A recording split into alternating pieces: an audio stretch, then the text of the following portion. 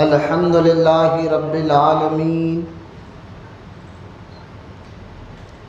والصلاة والسلام علی سید المرسلین وعلی آلہ وصحابہ اجمعین اما بعد فاعوذ باللہ من الشیطان الرجیم بسم اللہ الرحمن الرحیم یا ایہا الذین آمنوا لا یسخر قوم من قوم عسى أن يكونوا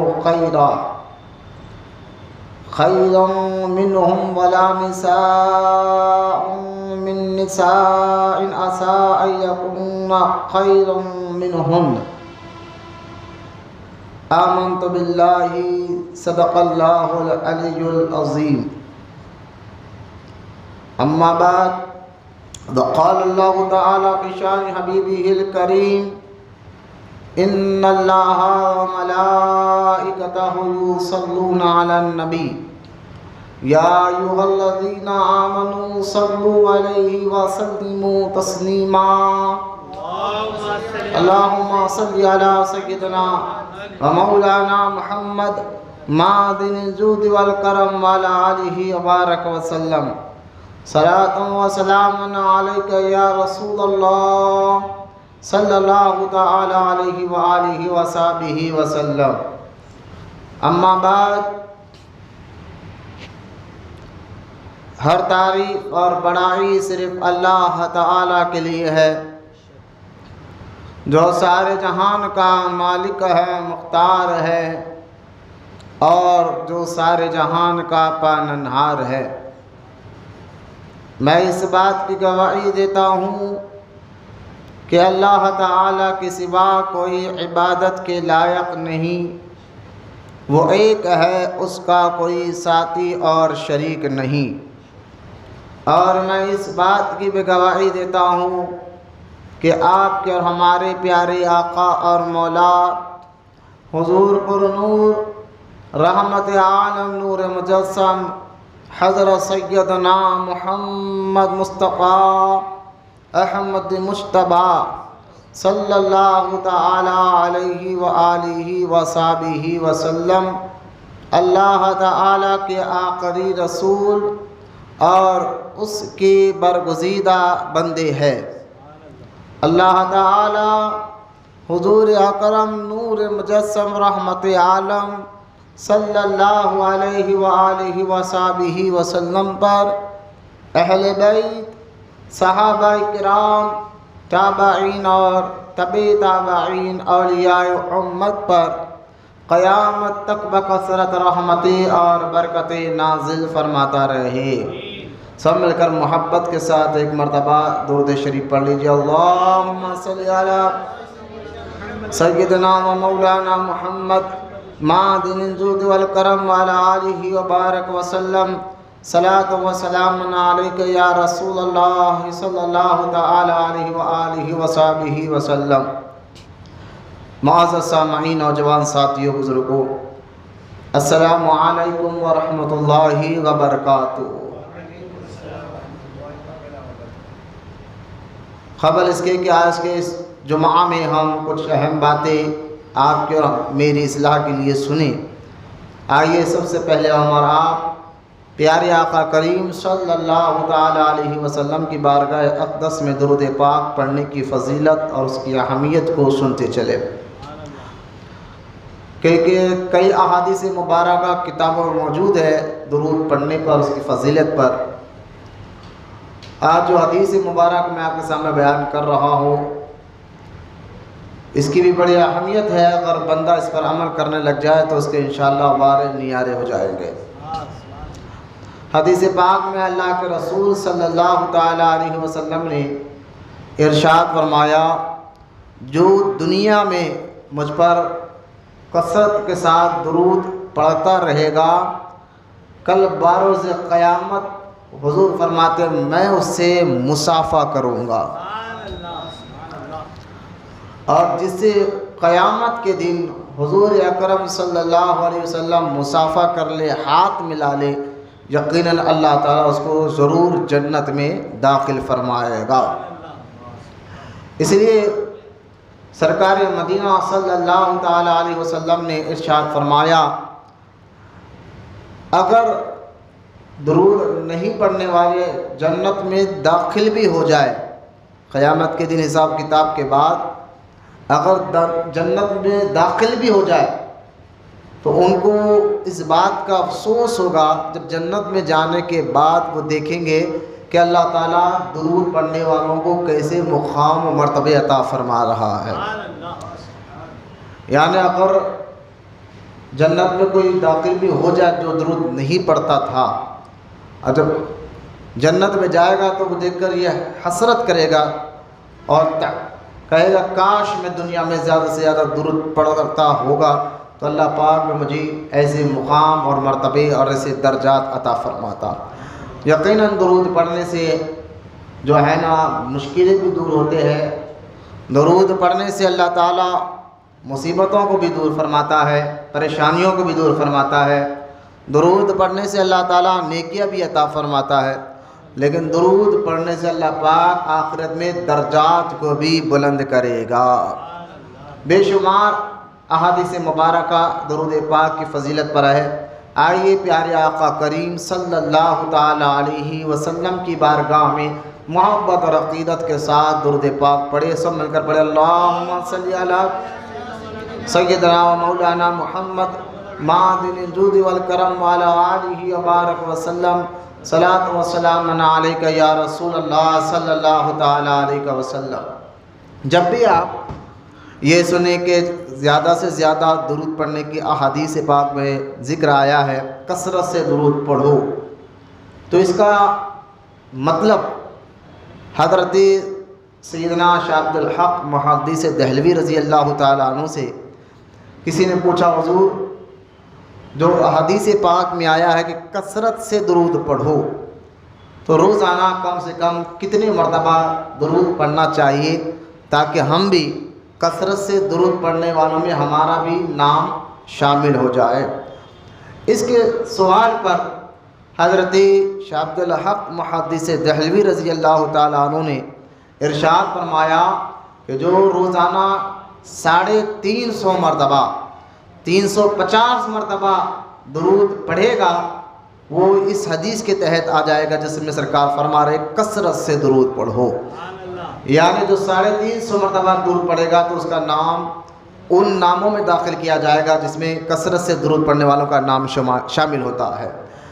لہٰذا میں اس کا مطلب یہ بھی نہیں کہ صرف روزانہ 350 مرتبہ پڑھیں، بلکہ ایک اور حدیث مبارکہ میں آتا ہے سرکار دو عالم صلی اللہ علیہ وسلم نے ارشاد فرمایا کہ روزانہ جو مجھ پر 500 مرتبہ درود پڑھے گا اللہ تعالیٰ اس کی محتاجگی کو دور فرما دے گا۔ لہٰذا زیادہ سے زیادہ درود کم سے کم روزانہ 350 مرتبہ۔ پھر آج تو جمعہ کا دن ہے، جمعہ کے دن کے بارے میں تو یہ خاص حدیثیں موجود ہے کتابوں میں کہ سرکار دو عالم صلی اللہ علیہ وسلم نے خود ارشاد فرمایا کہ جو جمعہ کے دن مجھ پر درود پاک پڑھتا ہے اس کے درود کو میں خود اپنے کان سے سماعت فرماتا ہوں۔ یعنی عام دنوں میں تو فرشتے حضور کے درود، ہم جو درود پڑھتے ہیں اس درود کو فرشتے اللہ کی بارگاہ میں، رسول کی بارگاہ میں لے جاتے ہیں، لیکن جمعہ کے دن جو خاص طور پر درود پڑھتا ہے اس کے درود کو خود حضور صلی اللہ علیہ وسلم اپنے کان سے سنا کرتے ہیں۔ آئیے محبت اور عقیدت کے ساتھ پھر سے پیارے آقا کریم صلی اللہ تعالیٰ علیہ وسلم کی بارگاہ میں درود پاک کا نذرانہ پیش کریں، سب مل کر پڑھیں، اللہم صلی علی سیدنا و مولانا محمد معدن الجود والکرم وعلی آلہ وبارک وسلم، صلاۃ و سلام علیک یا رسول اللہ صلی اللہ تعالیٰ علیہ وآلہ وصحبہ وسلم۔ درود پاک کی فضیلت بتانے کے بعد ہم یہاں اس مسجد میں الحمدللہ ہر جمعہ کسی نہ کسی ٹاپک اور کسی نہ کسی موضوع پر بیان سنتے ہیں، اور کوشش یہی ہے یہ سارے بیانات کرنے کا مقصد ارادہ یہی ہے کہ اللہ تعالیٰ آپ کے ظاہر باطن کو دیندار بنائے، اور آپ کو دین کی سمجھ عطا فرمائے، شریعت کی سمجھ عطا فرمائے، دین کیا ہے، قرآن کیا ہے، حدیث کیا ہے، ان باتوں کی آپ کے ذہنوں میں یہ باتیں رس بس جائے، یہ ہمارا مقصد ہوتا ہے، تاکہ آپ کا آنے والا ہر وقت، ہر قدم، ہر ٹائم آپ دین کے دائرے میں رہ کر زندگی کو گزارنے والے بنے۔ کیوں؟ کیونکہ ہم مسلمان ہیں، ہم نے کلمہ پڑھ کر اس بات کا وعدہ لے لیا ہے کہ ہم اللہ اور اس کے رسول کے بتائے ہوئے طریقے پر زندگی گزاریں گے۔ تو جب ہم نے اللہ اور اس کے رسول کی بارگاہ سے وعدہ لے لیا ہے کہ ہم زندگی ایسی گزاریں گے جس سے اللہ راضی ہوتا ہو، جس سے رسول راضی ہوتے ہو، تو ہمیں چاہیے کہ اس زندگی کے بارے میں سیکھیں، سمجھیں، تاکہ ہمارے زندگیوں میں بھی اللہ ہمیں سکون عطا فرمائے، مرنے کے بعد قبر میں بھی اور آخر میں بھی ہمیں اس کا اجر عطا فرمائے۔ یہ ہمارا مقصد ہوتا ہے کہ ہر جمعہ میں کوئی نہ کوئی ٹاپک، کوئی نہ کوئی موضوع لے کر اس کے بارے میں آپ کو باتیں سمجھائے جاتے ہیں، تاکہ آپ کا ایمان بھی مضبوط ہو، آپ کا عمل بھی مضبوط ہو۔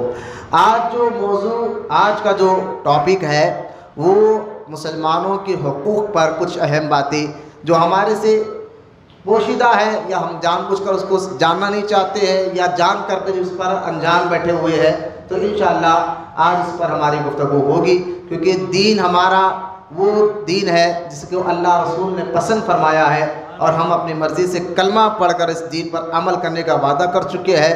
تو ہم نے چاہیے کہ اس دین کے اہم باتیں اور اس کے اہم پیغامات کو سنیں، سمجھیں اور خود بھی عمل کرے اور اس کو دوسروں تک بھی پہنچائے انشاءاللہ۔ اس لیے ہر جمعہ یہاں بیان کو ریکارڈ بھی کیا جاتا ہے یوٹیوب کے ذریعے، تاکہ صرف ہمارا تقریر، ہمارا موضوع جو ہے صرف مسجد کے حد تک محدود نہ ہو جائے۔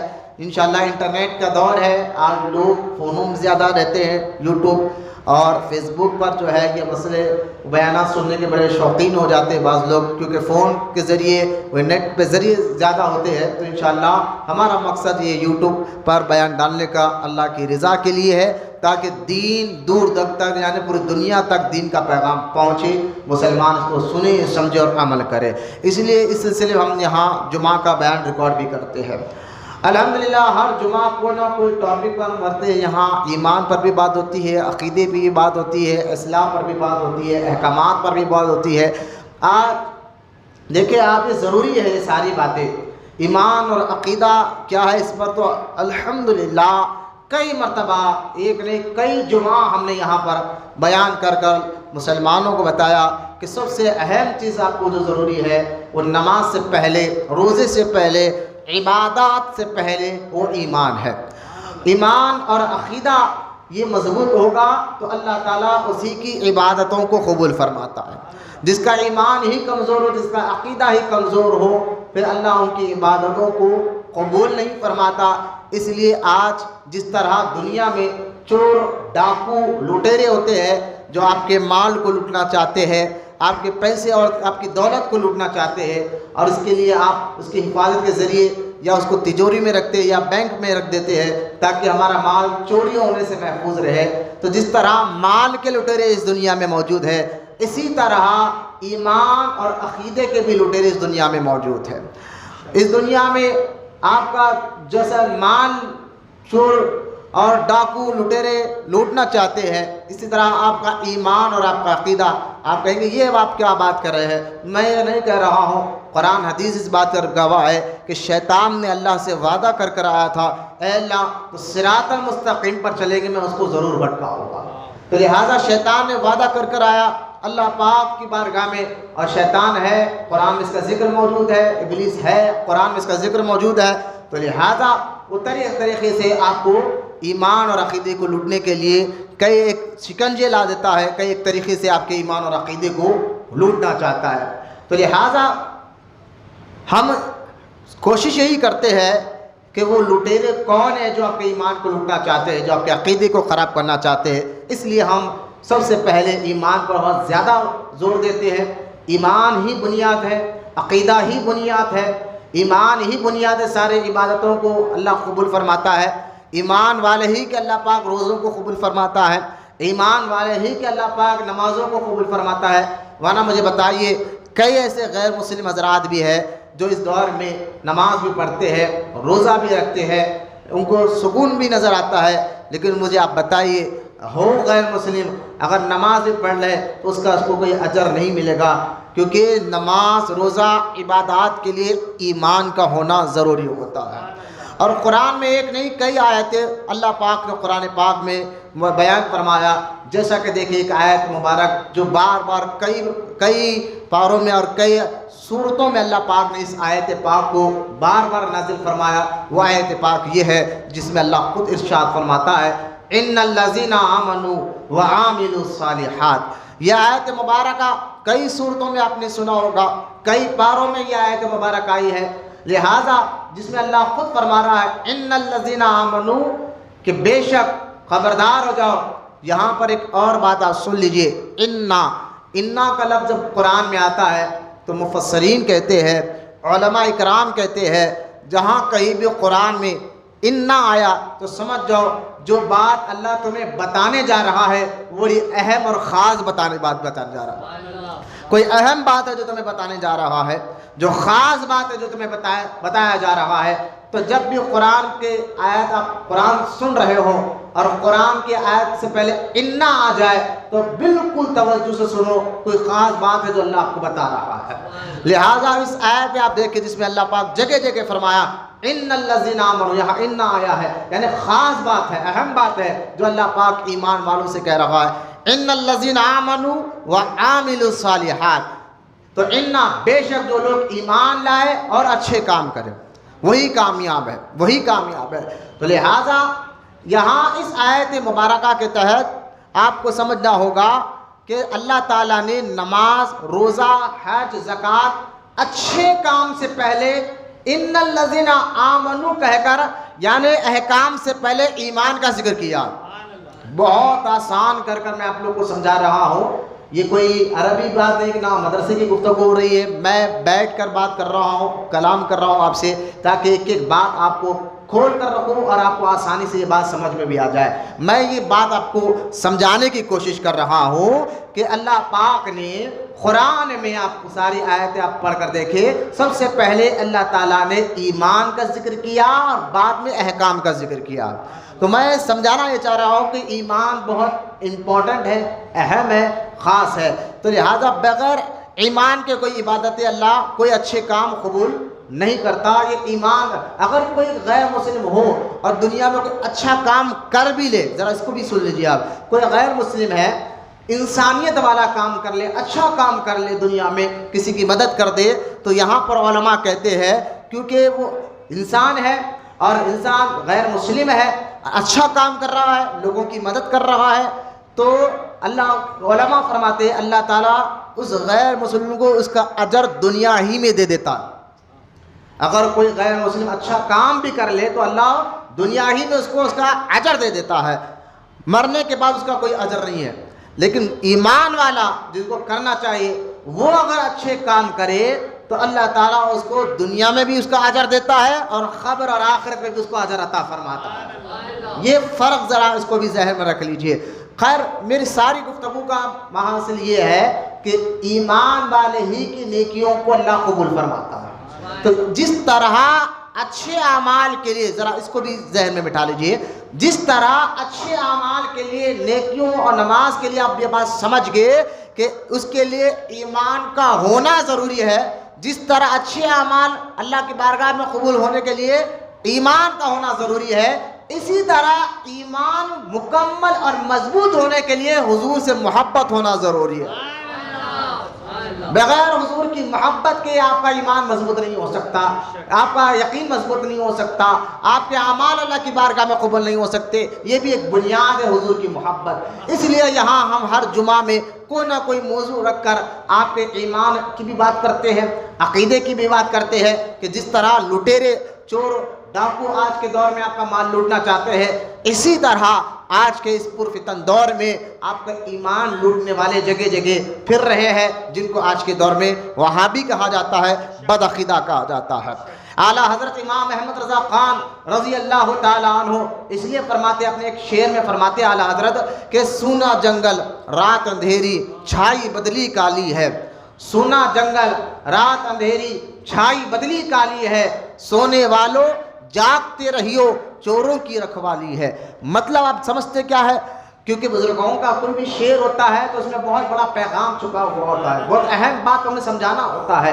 مجھے بتائیے، اگر آپ جنگل میں جا رہے ہو، بالکل جنگل ہے، آپ کے پاس کروڑوں روپے کا قیمتی پیسہ آپ کے پاس ہے، کروڑوں روپے آپ کے پاس ہے، تو مجھے بتائے، آپ کو پتا ہے اس جنگل میں ڈاکو ہے، چور لٹیرے ہیں، تو آپ کو نیند نہیں آئے گی، آپ اپنے مال کی فکر میں جاگتے ہوئے رہیں گے۔ تو مجھے بتائیے، جہاں مال لوٹنے کا ڈر ہو، آپ جنگل میں ہو، پیسہ ہو، دولت آپ کا لوٹنے کا پورا جو ہے ڈر ہو، تو آپ کو اس ڈر کی وجہ سے نیند نہیں آئے گی، کیونکہ آپ کو معلوم ہے میں جنگل میں ہوں، میرے پاس اتنا پیسہ ہے، اور یہاں جنگل میں نے سنا ہے چور ڈاکو یہاں رہتے ہیں، تو یہاں آپ اس پیسے کو بچانے کے لیے جاگتے ہوئے رہتے ہیں۔ تو یہ میں اعلیٰ حضرت فرماتے ہیں، اسی مثال کو تم ذہن میں رکھو کہ جس طرح پیسے کی اہمیت ہے، اس سے کروڑوں زیادہ اہمیت ایمان کی ہوتی ہے۔ دنیا سے جانے کے بعد نہ پیسہ قبر میں ساتھ آتا ہے، دنیا سے جانے کے بعد نہ رشتہ دار قبر میں ساتھ آتے ہیں، دنیا کے جانے کے بعد نہ جو ہے دوست قبر میں ساتھ آتے ہیں، دنیا کے جانے کے بعد آپ کا ایمان اور آپ کے عمل آپ کے ساتھ آنے والے ہیں۔ تو لہٰذا تو جس طرح دنیاوی دولت لوٹنے والے ہیں، اسی طرح آپ کے ایمان اور آپ کے عقیدے کو لوٹنے والے بھی دنیا میں موجود ہے۔ اس لیے اعلیٰ حضرت فرماتے ہیں، ان سے ہوشیار رہنا، جس طرح مال تمہارے پاس ہو تم سوتے نہیں اس کی حفاظت کرتے رہتے ہو، اسی طرح تم غفلت میں کبھی مت رہو کہ تمہارے ایمان اور تمہارے عقیدے کو لوٹنے والے آج بھیڑیے تمہارے ارد گرد گیر رہے ہیں، گھوم رہے ہیں، پھر رہے ہیں، تاکہ تمہارا ایمان اور عقیدہ خراب کر سکے۔ اعلیٰ حضرت اس لیے فرما رہے ہیں، سونا جنگل رات اندھیری چھائی بدلی کالی ہے، سونا جنگل رات اندھیری چھائی بدلی کالی ہے، سونے والوں جاگتے رہیو چوروں کی رکھوالی ہے۔ مطلب یہی ہے کہ آپ کو سمجھانا ہے کہ ایمان کے لٹیرے اس دنیا میں پھر رہے ہیں۔ اس لیے ہم ایک موضوع پر یہاں جمعہ میں بیان کرتے ہیں۔ الحمدللہ اللہ کا فضل ہے، بزرگوں کے صدقے سے ہم نے یہاں اس جمعہ میں شرک پر بیان کیا ہے، مزارات پر بیان کیا ہے، اور فاتحہ درود پر بیان کیا ہے، وسیلے پر بیان کیا ہے، اللہ کے علاوہ غیر سے مدد مانگنا، اس پر بھی ہم نے بیان کیا ہے۔ اس سارے ٹاپک ہے الحمدللہ انٹرنیٹ پر، یوٹیوب ہمارا جو چینل ہے مولانا قرآن پل درگاہ، اگر آپ ماریں گے یوٹیوب پر جا کر تو اس چینل پہ سارے بیانات الحمدللہ اللہ کے فضل سے ہم نے جو کیے سارے بیانات یوٹیوب اور انٹرنیٹ پر موجود ہے۔ اور آج کا جو یہ موضوع ہے یہ بھی موضوع بڑا اہم ہے، اس سے انشاءاللہ اگر آپ دل کی سے سنیں گے تو آپ کا ایمان اور آپ کا عقیدہ بھی مضبوط ہوگا، اور ساتھ ہی ساتھ ایک سچے اور ایک پکے عاشق رسول بن کر انشاءاللہ آپ مسجد سے باہر جائیں گے انشاءاللہ۔ آج کا یہ موضوع جو آپ کو سمجھانا مقصد تھا، یہ ساری باتیں تمہیدی بات سمجھانے کے بعد، آج کا جو موضوع ہے مسلمانوں کے حقوق، کیونکہ آپ یاد رکھیں ہم جو ماحول جس چیز کو ہم پروموٹ کرتے ہیں وہ چیز ہے اسلام، جس کو ہم پروموٹ کرتے ہیں، جس کے ذریعے ہم کلمہ پڑھ رہے ہیں اور جس کو ہم پروموٹ کرتے ہیں، اس پر عمل کر رہے ہیں، اس کو اسلام کہا جاتا ہے۔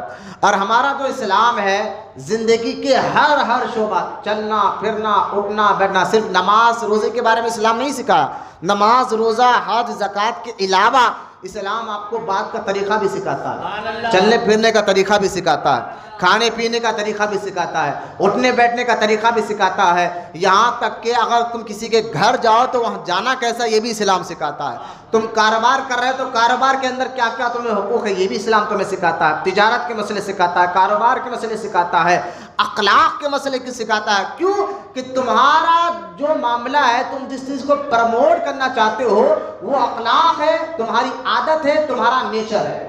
اگر تم اپنے نیچر کو اپنی عادت کو اچھا رکھو گے تو تمہارے ذریعے سے پیغام بھی لوگوں کو اچھا جائے گا، کیونکہ اسلام یاد رکھے، ہم ذرا اس بات کو ذہن میں بٹھائے کہ ہمیں لوگ ہمارے نام کو بعد میں جانتے ہیں، ہمارے نام کو بعد میں جانتے ہیں، اور لیکن ہمارے مذہب کو پہلے جانتے ہیں۔ ہم اپنے نام سے ہمارے خاندان سے بعد میں پہچانے جاتے ہیں، پہلے ہم اپنے مذہب سے پہچانے جاتے ہیں، پہلے ہم اپنے اسلام کے ذریعے سے پہچانے جاتے ہیں۔ اس لیے لوگ جب ہمیں دیکھتے ہیں غیر مسلم تو ہمیں دیکھتے ہی پہچان لیتے ہیں یہ مذہب اسلام والے ہیں، نام خاندان سے تو بعد میں پہچانے جاتے ہیں۔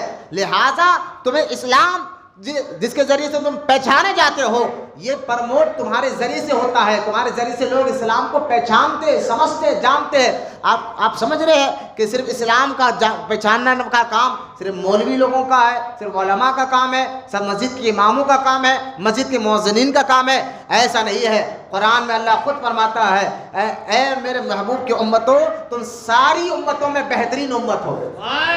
اللہ قرآن میں فرماتا ہے کنتم خیر امتی، کہا اللہ پاک نے کہ تم ساری امتوں میں جتنے نبی آئے ہیں اور جتنے کلمہ پڑھنے والے پہلے مسلمان گزرے ہیں، ان سارے مسلمانوں میں مصطفیٰ کی امت سب سے بہترین ہے۔ اس کی وجہ کیا ہے؟ اس کی وجہ کیا ہے؟ تو اللہ قرآن میں فرماتا ہے اس کی وجہ یہ ہے کہ تم لوگوں کو برائیوں سے بچاتے ہو اور نیکی کا حکم دیتے ہو۔ تم لوگوں کو برائیوں سے بچاتے ہو اور نیکی کا حکم دیتے ہو۔ تو برائیوں سے بچانا، نیکی کا حکم دینا، یہ صرف مولویوں کا کام نہیں ہے، یہ صرف مسجد کے اماموں کا کام نہیں ہے، یہ صرف مسجد کے مؤذنین کا کام نہیں ہے، یہ ہر مسلمان کا ذمہ دار ہے کہ تم اپنے نیچر کو ایسا رکھو، تم اپنی مزاج، تمہارے اخلاق، تمہاری عادت کو ایسا بناؤ تمہیں دیکھ کر لوگ کہے کہ واقعی اسلام ایسا ہوتا ہے، تمہیں دیکھ کر لوگ پہچانے، تمہارے اخلاق کو دیکھ کر، تمہاری عادتوں کو دیکھ کر، تمہاری مزاج کو دیکھ کر لوگ قریب ہو جانے۔ آپ جانتے ہیں آج انڈونیشیا کا جو ملک ہے، انڈونیشیا میں جو سارا مسلمانوں کا جو مسلمان وہاں رہتے ہیں، ان کے بارے میں علماء اکرام کہتے ہیں انڈونیشیا میں جو مسلمان جہاں آج اسلام ہے اس کی وجہ پھیلنے کی کیا ہے جانتے ہیں آپ؟ حضور کے دور میں کچھ صحابہ پانی کے جہاز کے ذریعے، کچھ صحابہ اکرام پانی کے جہاز کے ذریعے کاروبار کے لیے کوئی ملک جا رہے تھے۔ راستے میں سمندر میں بڑا خطرناک طوفان آیا اور اس طوفان کے ذریعے وہ لوگ جو ہے اپنی کشتی کو ایک ملک کے کنارے روک گئے، اور جس ملک کے کنارے رکے تھے اس ملک کا نام آج انڈونیشیا۔ تو کاروبار کرنے والے صحابہ تھے، تاجر صحابہ تھے، گھر سے کاروبار کے لیے نکلے تھے، تجارت کے لیے نکلے تھے، لیکن سمندر میں طوفان آنے کی وجہ سے انہوں نے کشتی اس ملک میں رکا دی، اور سارے جو ہے نا کشتی میں تاجر صحابہ، کاروبار کرنے والے صحابہ اس کشتی سے نیچے اترے اور اس ملک میں انڈونیشیا میں جا کر اپنی دکانیں لگا دیے۔ اور جب یہ وہاں کے شہر والوں کو معلوم ہوا کچھ لوگ آئے ہیں سمندر کی جہاز کے ذریعے اور کاروبار کے لیے باہر سے آئے ہیں، تو لوگ آنے لگے، قریب دیکھنے لگے، ان کا مال دیکھنے لگے۔ لیکن جانتے آپ وہ تاجر صحابہ سب کے سب مسلمان صحابہ، انہوں نے اپنے اخلاق، اپنے نیچر، اپنی مزاج سے ایسا پیغام دیا جس ملک میں ایک بھی مسلمان نہیں تھا، لیکن ان لوگوں نے جب ان کے مزاج کو دیکھا، ان کی عدل کو دیکھا، ان کے انصاف کو دیکھا، ان کی بات چیت کا طریقہ دیکھا، ان کا نیچر دیکھا، ان کا بیہیویئر دیکھا، تو اتنے متاثر ہوئے، اتنے تعجب کرنے لگے کہ اس زمین پر ایسے اچھے عقل مند انسان بھی ہوتے ہیں، ایسے انسان بھی ہوتے ہیں۔ پھر وہ قریب پہنچنے لگے، تمہارا نیچر، تمہاری مزاج، تمہارے اخلاق کو دیکھ کر ہمارا جی چاہتا ہے کہ تمہارے بارے میں پوچھے کہ تم ہو کون، تمہارا مذہب کیا ہے۔ تب صحابہ اکرام نے کہا ہمارا مذہب اسلام ہے۔ کہا تمہارا مذہب اسلام ہے، اور اسلام ایسی باتیں سکھاتا ہے کہ تمہیں دیکھ کر ہی سمجھ میں آتا ہے کہ انسان ایسا ہونا چاہیے، انسان ایسا ہونا چاہیے، اس کے اخلاق ایسے ہونا چاہیے۔ لہذا کئی شہر میں رہنے والوں نے تاجر صحابہ کو دیکھ کر مسلمان ہو گئے، تاجر صحابہ کو دیکھ کر مسلمان ہو گئے۔ میں آپ کو اس واقعے سمجھانا بتانا یہ چاہتا ہوں، آپ کے نیچر، آپ کی مزاج، آپ کے اخلاق کا اثر خود پر بھی ہوتا ہے، خاندان پر بھی ہوتا ہے اور غیروں پر بھی ہوا کرتا ہے۔ اس لیے اپنے نیچر کو آپ بڑا پروموٹ کیا کریں، اپنی عادت کو بڑا پروموٹ کیا کریں، اور اس طریقے پر چلے اپنے مزاج کو جس طریقے کو اللہ اور اس کے رسول نے تمہیں بتایا ہے، وہی طریقہ دونوں جہاں میں انشاءاللہ کامیابی کی طرف آپ کو لے جایا جائے گا۔ آپ دیکھیں اخلاق اور مزاج کا اثر بڑا ہے۔ اگر آپ حضور کے دور مبارک میں آ جائے، اللہ کے رسول صلی اللہ تعالیٰ علیہ وسلم کے دور میں، ایک ایک بات پر ذرا بڑی مہربانی ہوگی آپ کی، میرے بات پر غور کریں تاکہ آپ بیان سن رہے ہیں، لوری نہیں سن رہے ہیں، کوئی آپ میں نیند کا جھپکا نہ آئے، بالکل اخلاق کے ساتھ ہوش مند رہ کر سیکھے کہ آج ہمارا حال یہ ہے کہ ہم ہوٹلوں میں روٹیوں، پہلوانوں، سود خوروں کے ساتھ بیٹھتے تو وہاں ہمیں نیند نہیں آتی، اللہ کے گھر میں بیٹھے تو چہرہ بھی اتر رہا ہے، لوگوں میں سستی پنا بھی آ رہا ہے۔ ایسا نہ آنا چاہیے کہ آپ اللہ کے آپ گھر میں بیٹھے ہوئے ہیں، جتنی دیر بیٹھیں گے فرشتے اتنا نیکیاں لکھتے رہے۔ نماز کے انتظار میں بیٹھنا بھی عبادت ہے، لہذا بالکل نچوڑ ہو کر عقل مندی کے ساتھ میری ان باتوں کو سنیں۔ اگر آپ عرب کے حالات کو دیکھیں گے، عرب کے حالات کیا تھے حضور کے آنے سے پہلے؟ عرب میں توہم پرستی، عرب میں زناکاری، عرب میں عورتوں کو مارم توڑی کرنا، خاندان قبیلہ، اگر اس کو آپ دیکھا جائے تو یہ سوچ بھی نہیں سکتا کہ ایک بندہ عرب میں اسلام کیسے کام کرے عرب میں جا کر، کیونکہ عرب کے لوگوں کی مزاج بڑی ٹائٹ تھی، بہت بد اخلاق لوگ تھے، اتنے خطرناک لوگ تھے کہ غیر لوگ ان سے بات کرنے ڈرتے تھے، بہت بد اخلاق لوگ، یار چھوٹی سی چھوٹی بات پر آپ کو دیکھیں یہاں تک کہ کتابوں میں لکھا گیا ہے اگر وہ روڈ پر لمبا پیر کر بیٹھتے، پیر لمبا کر بیٹھتے، اور کوئی دوسرا آ کر کہتا پیر نزدیک لو، اسی بات پر لڑائی ہو جاتی، اسی بات پر، اتنی سی بات پر لڑائی ہو جاتی ہے، اور وہ لڑائی بھی ایسی ہوتی کہ خاندان کا خاندان ساتھ خاندان آپس میں لڑتے رہتے کہ اس کا بیٹا اس کے ساتھ، اس کا بیٹا اس کے ساتھ، اس کا بیٹا اس کا ساتھ، اس طرح خاندان لڑا کرتے تھے۔ یہ حالت عرب کے تھے۔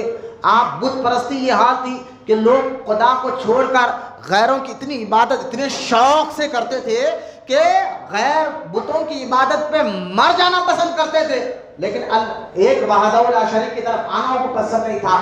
یعنی ان کے اخلاق، ان کا یقین اتنا بتوں پر، پتھروں پر ایسا تھا، یہاں تک کہ اگر وہ کہیں جا رہے ہوتے تو اگر جو پتھر ملتا اس کی عبادت کرتے، کوئی جھاڑ کی عبادت کرتا، کوئی تاروں کی عبادت کرتا، کوئی ستاروں کی عبادت کرتا، کوئی چاند کی عبادت کرتا، کوئی سورج کی عبادت کرتا، یہاں تک کہ کعبے کے اندر 360 بت رکھے گئے تھے۔ بت پرستی بالکل عام تھی، یہاں تک کہ اگر کوئی عرب کا آدمی سفر کرنے گیا، میں عرب کا ماحول بتا رہا ہوں، سفر میں بھی جا رہا ہے تو اپنے سنگات وہ بتوں کو رکھتا تھا۔ اگر بت پتھر نہ ملے، جس پتھر کو بت بناتے تھے وہ نہ ملے تو وہ آٹے کو بھگاتے اور بھگا کر جو ہے اس کو ایک مورتی کی طرح بنائے تھے، پھر اس کی عبادت شروع کر دیتے۔ یعنی بت پرستی اتنی خطرناک تھی کہ آٹے کو خدا بنا لیتے، ہاں بھوک بھی لگتی تو پھر اس کو بنا کر کھا بھی جاتے تھے، یہ ان کا حال تھا۔ تو بت پرستی ایسی، ان کے اخلاق ایسے، ان کی مزاج ایسی کہ عورتوں کو تو بالکل ہی وہ خاطر میں نہیں لاتے تھے، عورت ان کی نگاہ میں کوئی اہمیت کی چیز ہی نہیں تھی۔ اگر شوہر کا انتقال ہو جاتا تو بیٹا اب ماں سے نکاح کر لیتا، بیٹا یہ سمجھتا کہ جس طرح باپ کی پراپرٹی مجھے ملی ہے اسی طرح ماں بھی باپ کی پراپرٹی ہے جو مجھے مل گئی ہے، چاہے میں اس کے ساتھ نکاح کروں، چاہے میں اس کے ساتھ جو ہے بیچ دوں، اس کو ماروں، اس کو توڑوں، کیا کروں یہ میری مرضی ہے۔ تو لہٰذا یہ حالت ہو گئے تھے کہ عورتوں کی اہمیت نہیں، بچی پیدا ہوتی تو پہلے زندہ دفن کر دیا جاتا، یہاں تک کہ عرب میں بت پرستی، توہم پرستی، اور بالکل یوں سمجھیے کہ نجومیوں کا اتنا اثر تھا، جادوگروں کا اتنا اثر تھا کہ عرب کے لوگ بغیر جادوگر کے کہے کوئی اچھا کام شروع نہیں کرتے تھے۔ فال لینا ان کا پاس تھا، نجومی سے پوچھنا، جادوگر سے پوچھنا، اس طرح کے ان کے حالات ہیں۔ مجھے بتائیے ایک پورا کا پورا شہر، پورا انسان، ایک دو آدمی نہیں، 4-5 آدمی نہیں، 100-200 آدمی نہیں، ایک شہر ہے، اس شہر میں رہنے والے پورے کے پورے لوگ ایسے ہو، پورے کے پورے لوگ بالکل خطرناک مزاج والے، لڑائی جھگڑے والے، وہاں جا کر اچھائی کی بات کرنا ہے کس کی ہمت ہو؟ ذرا مثال ذہن میں دے رہا ہوں، کسی شہر میں ایسے لوگ رہتے ہو جہاں کفر ہی کفر ہو، شرک ہی شرک ہو، وہاں جا کر بات کرنا بڑے اہم، تو یہ پیغام پہنچانا تو یہ بڑا خطرناک معاملہ ہوتا ہے۔ پھر تو عرب کا ماحول ایسا تھا، پورا کا پورا شہر بت پرستی، توہم پرستی میں ڈوبا ہوا تھا، شراب، زنا، جوا، عورتوں کے ساتھ کھیلنا ان کے پاس عام بات تھی۔ ایسا خطرناک ماحول تھا حضور سے پہلے عرب کا، حضور سے پہلے عرب کا، اور ایسے ماحول میں حضور کو اللہ پاک نے پیدا فرمایا۔ ذرا بولے محبت سے سبحان اللہ۔ ایسے ماحول میں اللہ پاک نے حضور کو پیدا فرمایا۔ اب وہاں حضور صلی اللہ تعالی علیہ وسلم ایسے ماحول میں ایسے لوگوں کو، انسان تو تھے لیکن انسانیت ختم ہو چکی تھی، ایسے خطرناک مزاج رکھنے والوں کو اللہ کے رسول صلی اللہ تعالی علیہ وسلم نے جا کر اعلان نبوت کر کر ان تمام کو انسانیت سکھائی اور اللہ کا محبوب بندہ بنایا ہے۔ اور بنایا کیسے؟ بنایا کیسے آپ جانتے ہیں؟ دیکھیں اگر حضور کو اللہ چاہتا تو کسی بھی ملک میں پیدا کرتا، لیکن مکہ ہی میں کیوں پیدا کیا؟ اس پر بھی علماء نے بات کی، مکہ ہی میں حضور کیوں پیدا ہوئے؟ چاہتے تو دنیا بھر میں کہیں بھی ملک میں کسی بھی علاقے میں اللہ پاک پیدا کر سکتا تھا، لیکن مکہ ہی میں کیوں پیدا کیا؟ تو علماء کہتے ہیں کہ اس وقت پوری اس دنیا میں زمین پر رہنے والے انسانوں میں سب سے خطرناک انسان جہاں رہتے تھے وہ مکے کے لوگ تھے. وہاں مکے کے لوگ تھے اور وہاں اس لیے حضور کو بھیجا کہ اچھائی کی شروعات وہاں سے شروع کی جائے. بولو نا محبت سے سوال. اسی طرح دیکھیں جس طرح غریب نواز ہندوستان میں آئے. اب ہندوستان کے 29 اسٹیٹ ہے لیکن خواجہ ہند الولی عطا رسول نہ دہلی میں رکے, نہ ممبئی میں رکے, نہ لاہور میں رکے, کہیں نہیں رکے. اور رکے تو اجمیر ہی میں کیوں رکے؟ یہ بھی ایک وجہ تھی کہ غریب نواز رضی اللہ تعالیٰ اجمیر ہی میں جا کر کیوں رکے؟ تو پورے انڈیا میں سب سے مضبوط اور یوں سمجھے کہ مذہب کو ماننے والے, خدا کو چھوڑ کر غیروں کی عبادت کرنے والے کوئی مضبوط قسم کے اگر کوئی لوگ تھے پورے انڈیا میں, وہ اجمیر کا علاقہ تھا. وہ اجمیر کا علاقہ تھا. وہاں اس لیے غریب نواز کو بھیجا گیا تاکہ اچھوں کی شروعات وہاں سے کی جائے.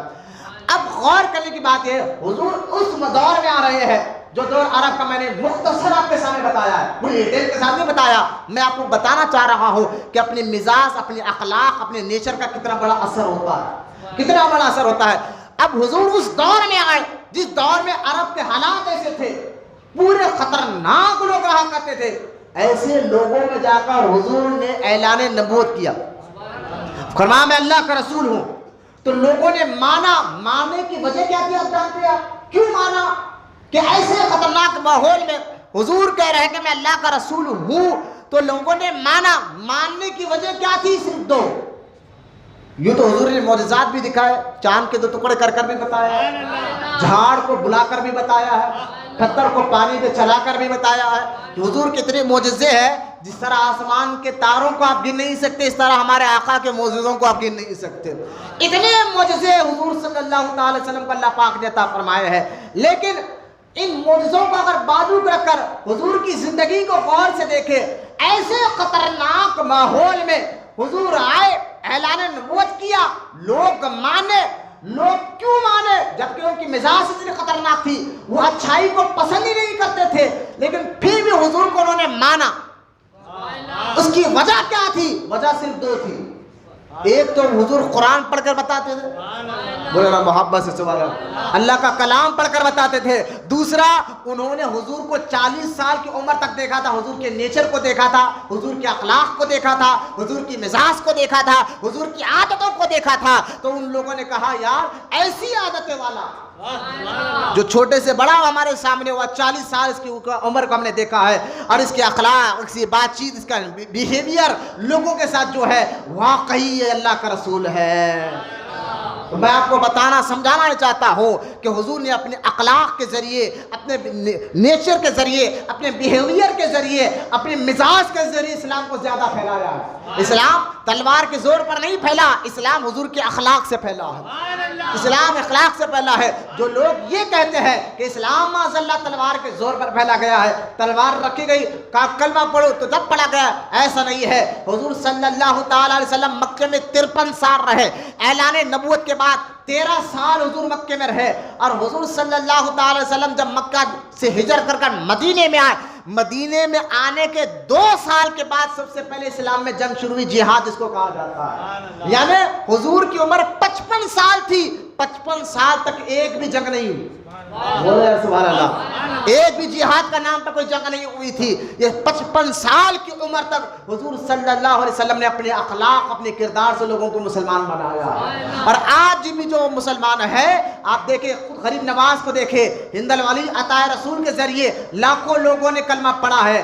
تو خواجہ غریب نواز کیا فوج لے کر آئے تھے ایران سے؟ کیا خواجہ غریب نواز جو ہے نا ہتھیار لے کر آئے تھے ایران اور عراق سے؟ نہیں, بلکہ غریب نواز تنہا آئے تھے, ہاتھ میں ایک مسلح اور تسبیح تھی. تو پھر ہاتھ میں مسلح تسبیح تھی, اور ایسی خطرناک جگہ ہے جس کو راجستھان کہا جاتا تھا, اور وہ راجستھان کا علاقہ جہاں ڈھیک لوگ رہا کرتے تھے, بالکل بد مزاج لوگ رہا کرتے تھے.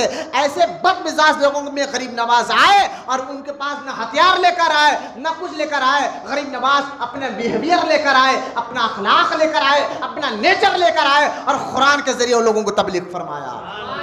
لہٰذا اپنے بیہیویئر کا بڑا اثر ہوتا ہے, اپنے اخلاق کا بڑا اثر ہوتا ہے.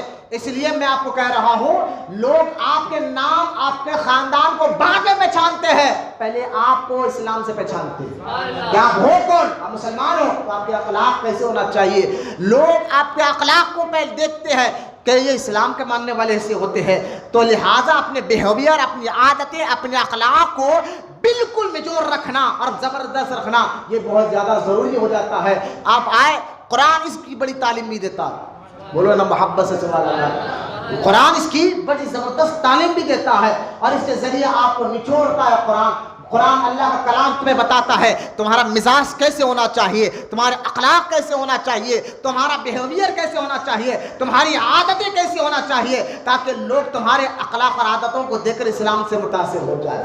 اور آپ پہلے یاد رکھیں، ہم جو کلمہ پڑھ کر اللہ سے وعدہ کر لیا ہے مولا تیرے حدود میں رہ کر زندگی گزاریں گے، جو تیرا شریعت ہے، جو تیرا قانون ہے، اسی قانون کے تحت ہم زندگی گزاریں گے. صرف کلمہ پڑھ لے اور نماز پڑھ کر اپنے بیہیویئر کو خراب رکھے. بھائی ایک بندہ ہے، داڑھی چہرے پر ہے، امامہ سر پر ہے، کرتا پیجامہ جسم پر ہے، لیکن اس کی بیہیویئر صحیح نہیں ہے، اس کی عادت صحیح نہیں ہے، وہ گالی دے رہا ہے، وہ جھوٹ بول رہا ہے، لیکن نماز کا پابند ہے، مجھے بتائیے لوگ اس کے قریب ہو گئے، لوگ اس سے متاثر ہو گئے، لوگ اس کے قریب نہیں ہو گئے. لوگ کہیں گے یار داڑھی رکھ کر گالی دیتا ہے، امامہ پہن کر جھوٹ بولتا ہے. لہٰذا آپ کے بیہیویئر کا اثر لوگوں پر بہت زیادہ اہم ہوتا ہے. یہ جتنا اچھا آپ رکھو گے اتنا لوگ متاثر ہو کر قریب آتے رہیں گے. آپ کا بیہیویئر کیسا ہے، اور یاد رکھیں اس بیہیویئر کو صحیح کرنا قرآن میں ایک نہیں بار بار اللہ حکم دے رہا ہے. کتنے اہم کی چیز ہے یہ، قرآن میں ایک جگہ نہیں، اللہ تعالیٰ بار بار اس کا حکم دے رہا ہے اپنے اخلاق کو سدھارو، اپنے مزاج کو سدھارو، اور ایک ایک بات کو گن گن کر. کیونکہ بندہ اگر اپنے اخلاق میں، اپنے کردار میں، اپنے بیہیویئر میں سچا اور پکا ہو، لوگ متاثر ہو کے قریب آتے رہتے ہیں، لوگ متاثر ہوتے ہیں، قریب ہوتے رہتے ہیں. آج بزرگان دین جتنے اولیاء اللہ پورے دنیا بھر میں آئے ہیں، خاص طور ہندوستان بھر میں اگر جتنے اولیاء اللہ ہیں، آپ غریب نواز کی زندگی کو دیکھیں، بندہ نواز کی زندگی کو دیکھیں، اگر آپ نظام الدین اولیاء کی زندگی کو دیکھیں جن کے ذریعے سے لاکھوں کروڑوں غیر مسلموں نے کلمہ پڑھا ہے. ارے اس کلمہ پڑھنے کی وجہ کیا ہے؟ کہ آپ یہ سمجھ رہے کہ غریب نواز نے بار بار کرامت دکھایا ہے؟ کہ آپ یہ سمجھ رہے کہ بندہ نواز نے بار بار کرامت دکھایا ہے؟ کہ آپ یہ سمجھ رہے کہ نظام الدین اولیاء نے بار بار کرامات دکھایا ہے؟ ایسا نہیں ہے. کرامت دکھانے پر جب دکھانا تھا دکھایا ہے، لیکن کرامت کا بھی انکار نہیں ہے. میں آپ کو بتانا چاہتا ہوں جو بزرگان دین کے ہاتھوں پر ہزاروں لاکھوں لوگوں نے کلمہ پڑھا ہے، اس کی سب سے اہم وجہ یہ تھی کہ ان کا بیہیویئر لوگوں کے ساتھ بہت زبردست تھا، ان کا اخلاق زبردست تھا، ان کی مزاج زبردست تھی. لیکن آج ہمارا حال کیا ہے؟ ہم کلمہ پڑھے ہیں، دوسروں کا مذاق اڑانا ہماری عادت بن گئی ہے. ہم کلمہ پڑھے ہیں، ماں کو گالی دینا ہماری عادت بن گئی ہے. ہم کلمہ پڑھنے والے مسلمان ہیں، باپ کو ارے ترے بولنا یہ ہماری عادت بنتے جا رہی ہے. ہم نہ بھائیوں کا ادب ہے، نہ باپ کا ادب ہے، نہ ماں کا ادب ہے، نہ رشتہ داروں کا ادب ہے، نہ پڑوسیوں کا ادب ہے. ہمارے خود اخلاق ایسے ہے، ہمارے خود مزاج ایسی ہے کہ ہم کلمہ پڑھنے کے باوجود بھی ہمارے اندر کوئی تبدیلی نہیں آئی ہے، نہ اخلاق میں تبدیلی آئی ہے، نہ بیہیویئر میں تبدیلی آ رہی ہے، بلکہ دین بڑھتے جا رہے ہیں، لوگوں کے اخلاق بگڑتے جا رہے ہیں. لوگ دین کو بڑا مشکل سمجھ رہے ہیں کہ نہیں دیندار ہو کر جینا بڑا مشکل ہے، جیسے لوگ ویسا دیش، جیسا دیش ویسا بھیج، جیسے لوگ ان کے ساتھ ویسا رہا کرو. یہ قرآن کا حکم نہیں ہے، یہ اللہ رسول کا حکم نہیں ہے. اب مجھے بتائیے غریب نواز بھی جب ہندوستان آئے تھے تو غریب نواز نے یہی دیکھا یہاں کے لوگ بڑے سخت مزاج کے، میں بھی سخت مزاج بن جاتا ہوں. ایسا نہیں ہے، بلکہ غریب نواز کے اخلاق اور کردار اور مزاج اور بیہیویئر کو دیکھ کر غیر مسلموں کے دل بھی نرم ہو جاتے تھے اور وہ کلمہ پڑھ کر مسلمان بھی ہو جایا کرتے تھے. تو آپ تو مسلمان ہیں، آپ کو اپنے اچھوں کے پاس کیسا بیہیویئر رکھنا چاہیے، آپ کا درد کیسا ہونا چاہیے، آپ کے اخلاق کیسے ہونا چاہیے. ارے ایک مسلمان دوسرے مسلمان کا کیسا احترام ادب کیا کرے، یہ قرآن کی آیت میں بتاؤں گا، لیکن میں بتا رہا ہوں بیہیویئر اور اخلاق اور عادت کا اثر خود پر بھی ہوتا ہے اور لوگوں پر بھی ہوتا ہے. آپ جانتے ہیں عطائے رسول غریب نواز رضی اللہ تعالیٰ عنہ جب ہندوستان تشریف لائے اور جب اجمیر میں آپ تھے، لاکھوں لوگ کلمہ پڑھ لگے تھے، تو دشمن بھی ہو جاتے ہیں، پیدا ہو جاتے ہیں. کسی دشمن نے کہا ایک آدمی کو، کہا کہ تو غریب نواز کا قتل کر دے. غریب نواز کو قتل کرنے کے ارادے سے بغل میں خنجر چھپائے ہوئے ایک شخص غریب نواز سے ملنے کے لیے آیا تھا. اچھا سب مل گئے تو خواجہ غریب نواز سے جب وہ ملنے قریب پہنچا تو عطائے رسول خواجہ غریب نواز نے فرمایا اے شخص تیرا ارادہ کیا ہے میں جانتا ہوں، تو مجھے قتل کرنے کے ارادے سے آیا ہے، تو مجھے مارنے کے ارادے سے آیا ہے. ایک کام کر، معین الدین تیرے سامنے بیٹھا ہوا ہے، جس ارادے سے آیا ہے اس ارادے کو پورا کر لے۔ میں تو اخلاق کی تکمیل کے لیے آیا ہوں، میں حضور کے صدقے میں اچھے لوگوں کو اچھے اخلاق اچھا بیہیویئر دینے آیا ہوں۔ اب میں اپنے اچھے اخلاق سے تجھے کہہ رہا ہوں، تو اپنی مرضی سے مجھے مار دے، مجھے قتل کر دے۔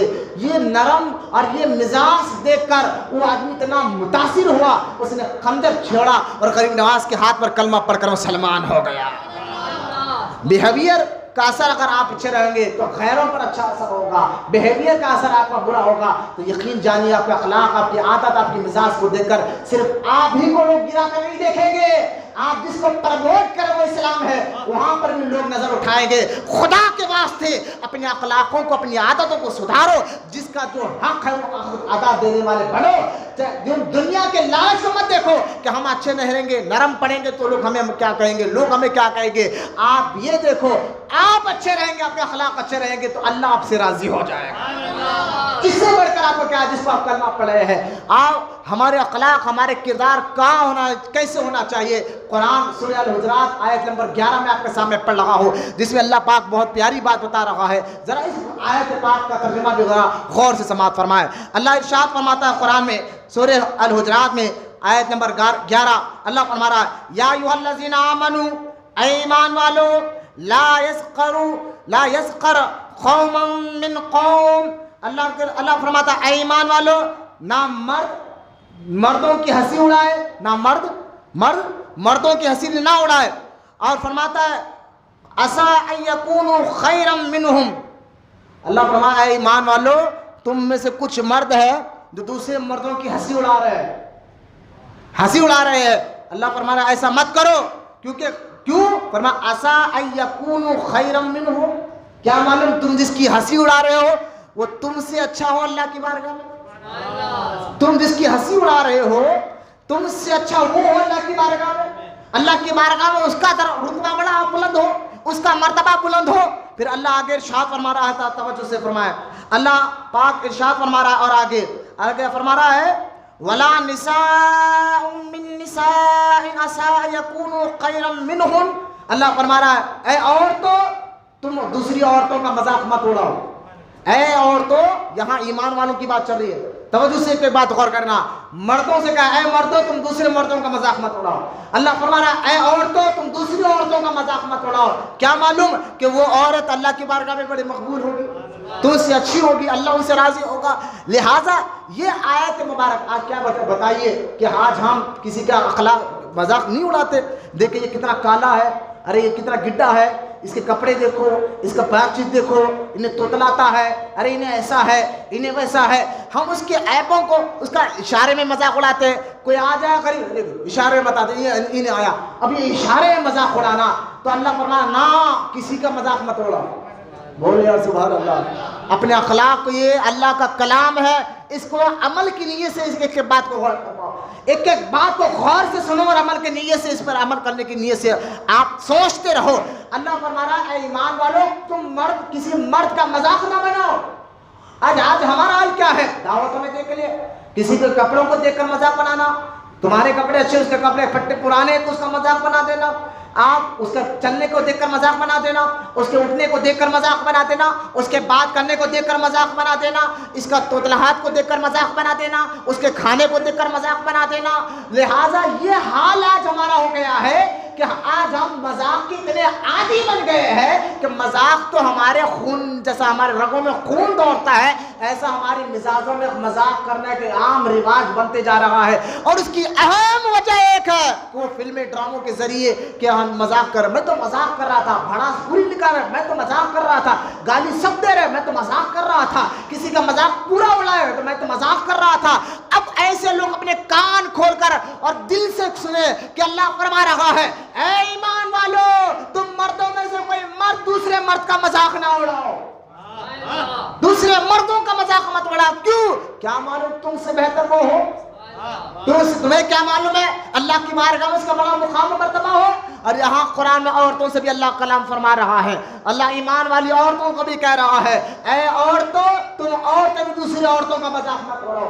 आज इस्लामी बहनों को, अपने माँ बहनों को भी आज इसकी तालीम देना चाहिए। आज देख ले, घरों में अगर दावतों में जाए तो यही औरतें चार जगह बैठ कर कहते हैं उसके कपड़े देख लो, उसके लिबास देख लो, वो कितना हल्का लिबास पहनकर आई है। वो लिबास तो जो है ना हमारे पास यहाँ जो लोकल बस्ती में ही मिल जाता है, वो ऐसा पहनी है, वो ऐसा करती है, वो ऐसा बात करती है, वो ऐसा बोलती है, यानी किसी को गिरा कर देखना, मजाक उड़ाना।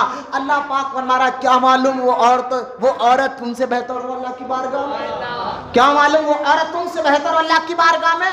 यहाँ एक एक आयत पर आप गौर फरमाएं। आगे अल्लाह इरशाद फरमा रहा है, आगे अल्लाह इरशाद फरमा, वला तलमिजू अनफुसाकुम वला तनाबजू बिल अलकाब। अल्लाह फरमा रहा, जहां पहले आयत में फरमा, ऐ मर्द, ऐ ईमान वालो, तुम मर्द दूसरे मर्दों का मजाक मत उड़ाओ, तुम औरतें दूसरी औरतों का मजाक मत उड़ाओ। आगे अल्लाह ही फरमा, आगे इरशाद फरमाता है, वला तलमिजू अनफुसाकुम वला तनाबजू। अल्लाह फरमा रहा है, और सुनो, ऐ आपस में एक दूसरे पर ताना ना करो।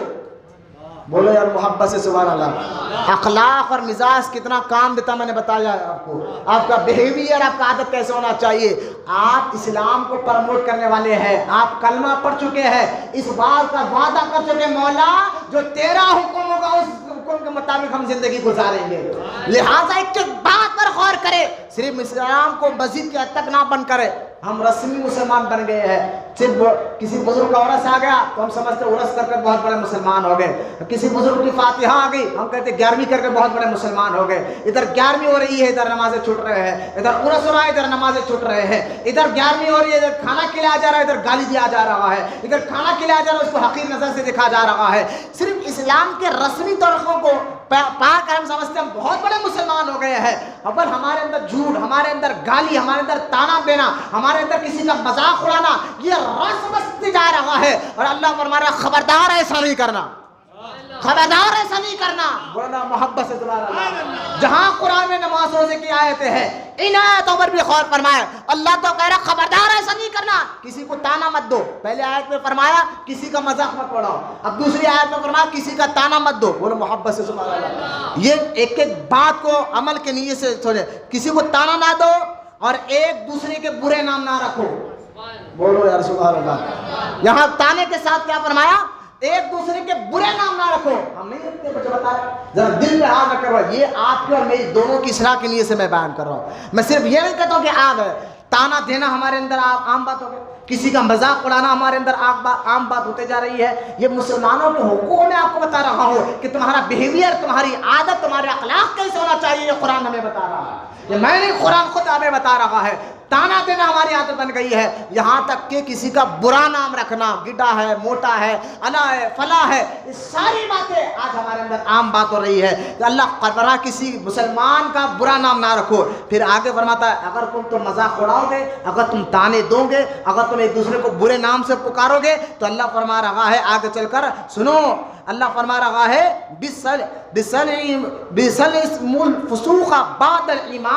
ईमान लाने के बाद जो सबसे बड़ा गुनाह है मजाक उड़ाना। ईमान लाने के बाद जो सबसे बड़ा गुनाह है ताने देना। ईमान लाने के बाद जो सबसे बड़ा गुनाह है बुरे नाम रखना। ईमान लाने के बाद ये सबसे बड़ा गुनाह है लोगों का ऐब तलाश करना। बोलो मोहब्बत से। अब एक एक बात यहाँ देखिए, ईमान लाने के बाद फासिक कहलाते हैं। फिर अल्लाह आगे फरमाता है, वमन लम यतुब फउलाइका हुमुज़ ज़ालिमून। फिर ऐसे लोग जो तौबा ना करे, ईमान लाने के बाद गुनाह करे, फिर भी तौबा ना करे, अपनी तौबा ना करे, अल्लाह फरमाता है वही लोग जालिम है, वही लोग जालिम है। ये आयत जिसमें अल्लाह फरमा रहा है कि ए ईमान वालों, एक दूसरे का मजाक ना उड़ाओ। इस आयत के बारे में हदीस पाक सुन लीजिए आप। हदीस पाक में आता है, जब हज़रत बिलाल रज़ी अल्लाह ताला अन्हु, जो बिल्कुल गरीब ख़ानदान से थे, हबश थे, ग़ुलाम थे, काले थे, जब इन्होंने इस्लाम कबूल फरमाया। हज़रत सुहैब रूमी रज़ी अल्लाह ताला अन्हु, जब इन्होंने इस्लाम कबूल फरमाया। हज़रत सलमान फ़ारसी रज़ी अल्लाह ताला अन्हु, जब इन्होंने इस्लाम कबूल फरमाया। दिखने में उनके जिब्बे फट्टे पुराने थे, मैल धूल लगा हुआ था, पुराने फट्टे पुराने कपड़े पहनकर जब वो हुजूर की बारगाह में आ रहे थे, کچھ صحابہ اشارے سے تانا دے رہے تھے، ارے اس کو دیکھو اس کا لباس کیسا ہے، ارے اس کو دیکھو اس کا پہناوا کیسا ہے، ارے اس کو دیکھو یہ کیسا غریب آدمی ہے، یہ تانا دے رہے تھے کچھ صحابہ۔ تب اللہ پاک نے یہ قرآن میں آیت نازل فرمائی اور فرمایا اے ایمان والو، تم مرد کسی مرد کا مذاق نہ بناؤ، تم مرد کسی مرد کا مذاق نہ بناؤ۔ کیا معلوم تم سے بہتر ہو؟ کیا معلوم اللہ کی بارگاہ میں تم سے بہتر ہو؟ جب یہ آیت اتری، یہ آیت مبارک نازل ہوئی، صحابہ اکرام کو اللہ کے رسول صلی اللہ علیہ وسلم نے خود ارشاد فرمایا، میرے صحابہ سنو، میری امت میں ایسے لوگ ہوگے، ایسے لوگ ہوگے ان کا لباس گندا ہوگا، دیکھنے میں لباس پھٹا پرانا ہوگا۔ گندا سے مراد ناپاک نہیں، یہ بھی ذہن میں رکھیں، گندے سے مراد ناپاک نہیں، پاک لباس، لیکن پھٹا پرانا لباس ہوگا، دھول بیٹھی بھی ہوگی، بال لمبے ہوں گے۔ بال لمبے سے مراد جو آج کل بابا رکھ رہے تھے وہ نہیں، یہ بھی ذہن میں رکھ لیں آپ، یعنی بال میں کنگھی نہیں ہوگی، بال بکھرے ہوئے ہوں گے، بالوں پر دھول ہوگی، اور چہرہ ان کی داڑھی بھی بکھری بھی ہوگی، اور جب وہ ان کو دیکھو گے تو تم اپنے قریب آنے نہ دو گے، تم ان کو قریب آنے نہ دو گے۔ لیکن خدا کے واسطے جب ایسے لوگ کلمہ پڑھنے والے مسلمان نظر آ جائے تو تم کو حقیر نظر سے مت دیکھو، بولو نا محبت سے، ان کو حقیر نظر سے مت دیکھو۔ کوئی غریب تمہیں مدد کے لیے آ جائے تو ان کو حقیر نظر سے مت دیکھو، بلکہ سرکار دو عالم علیہ السلام فرماتے ہیں ایسے لوگ جب اللہ کی بارگاہ میں قسم کھا کر کہتے ہیں اللہ تجھے قسم ہے یہ بات پوری کر دے، تو ان کی دعا کو اللہ فوراً قبول کرتا ہے اور اس بات کو پوری کر دیتا ہے۔ یہ غریب لوگ جب دعا کرتے ہیں اللہ کی بارگاہ میں تو اس کی دعا کو اللہ رد نہیں کرتا، فوراً قبول فرما لیتا ہے، فوراً قبول فرما لیتا ہے۔ یہ حدیث پاک کے تحت آپ صحابہ کرام کا اللہ کے رسول علیہ السلام نے فرمایا اب ہماری عادت کو دیکھنا چاہیے کہ ہم کس کو تانا دیتے ہیں، ہمارا بیہیویئر کیسا ہے، ہماری عادت کیسی ہے، ہمارے اخلاق کیسے ہے، ہماری مزاج، ہماری بات چیت، ہمارے بول چال، یہ ساری چیزوں کو پروموٹ کرنا ہوتا ہے۔ ان سارے چیزوں کو اس تحت لاؤ جو قرآن اور اللہ اس کے رسول کی زندگی گزارنے کا طریقہ بتا رہے ہیں۔ اسی طریقے سے مسلمانوں نے اخلاق سے کام کیا ہے اور صحابہ کرام نے دور دور تک اسلام کو پھیلایا ہے۔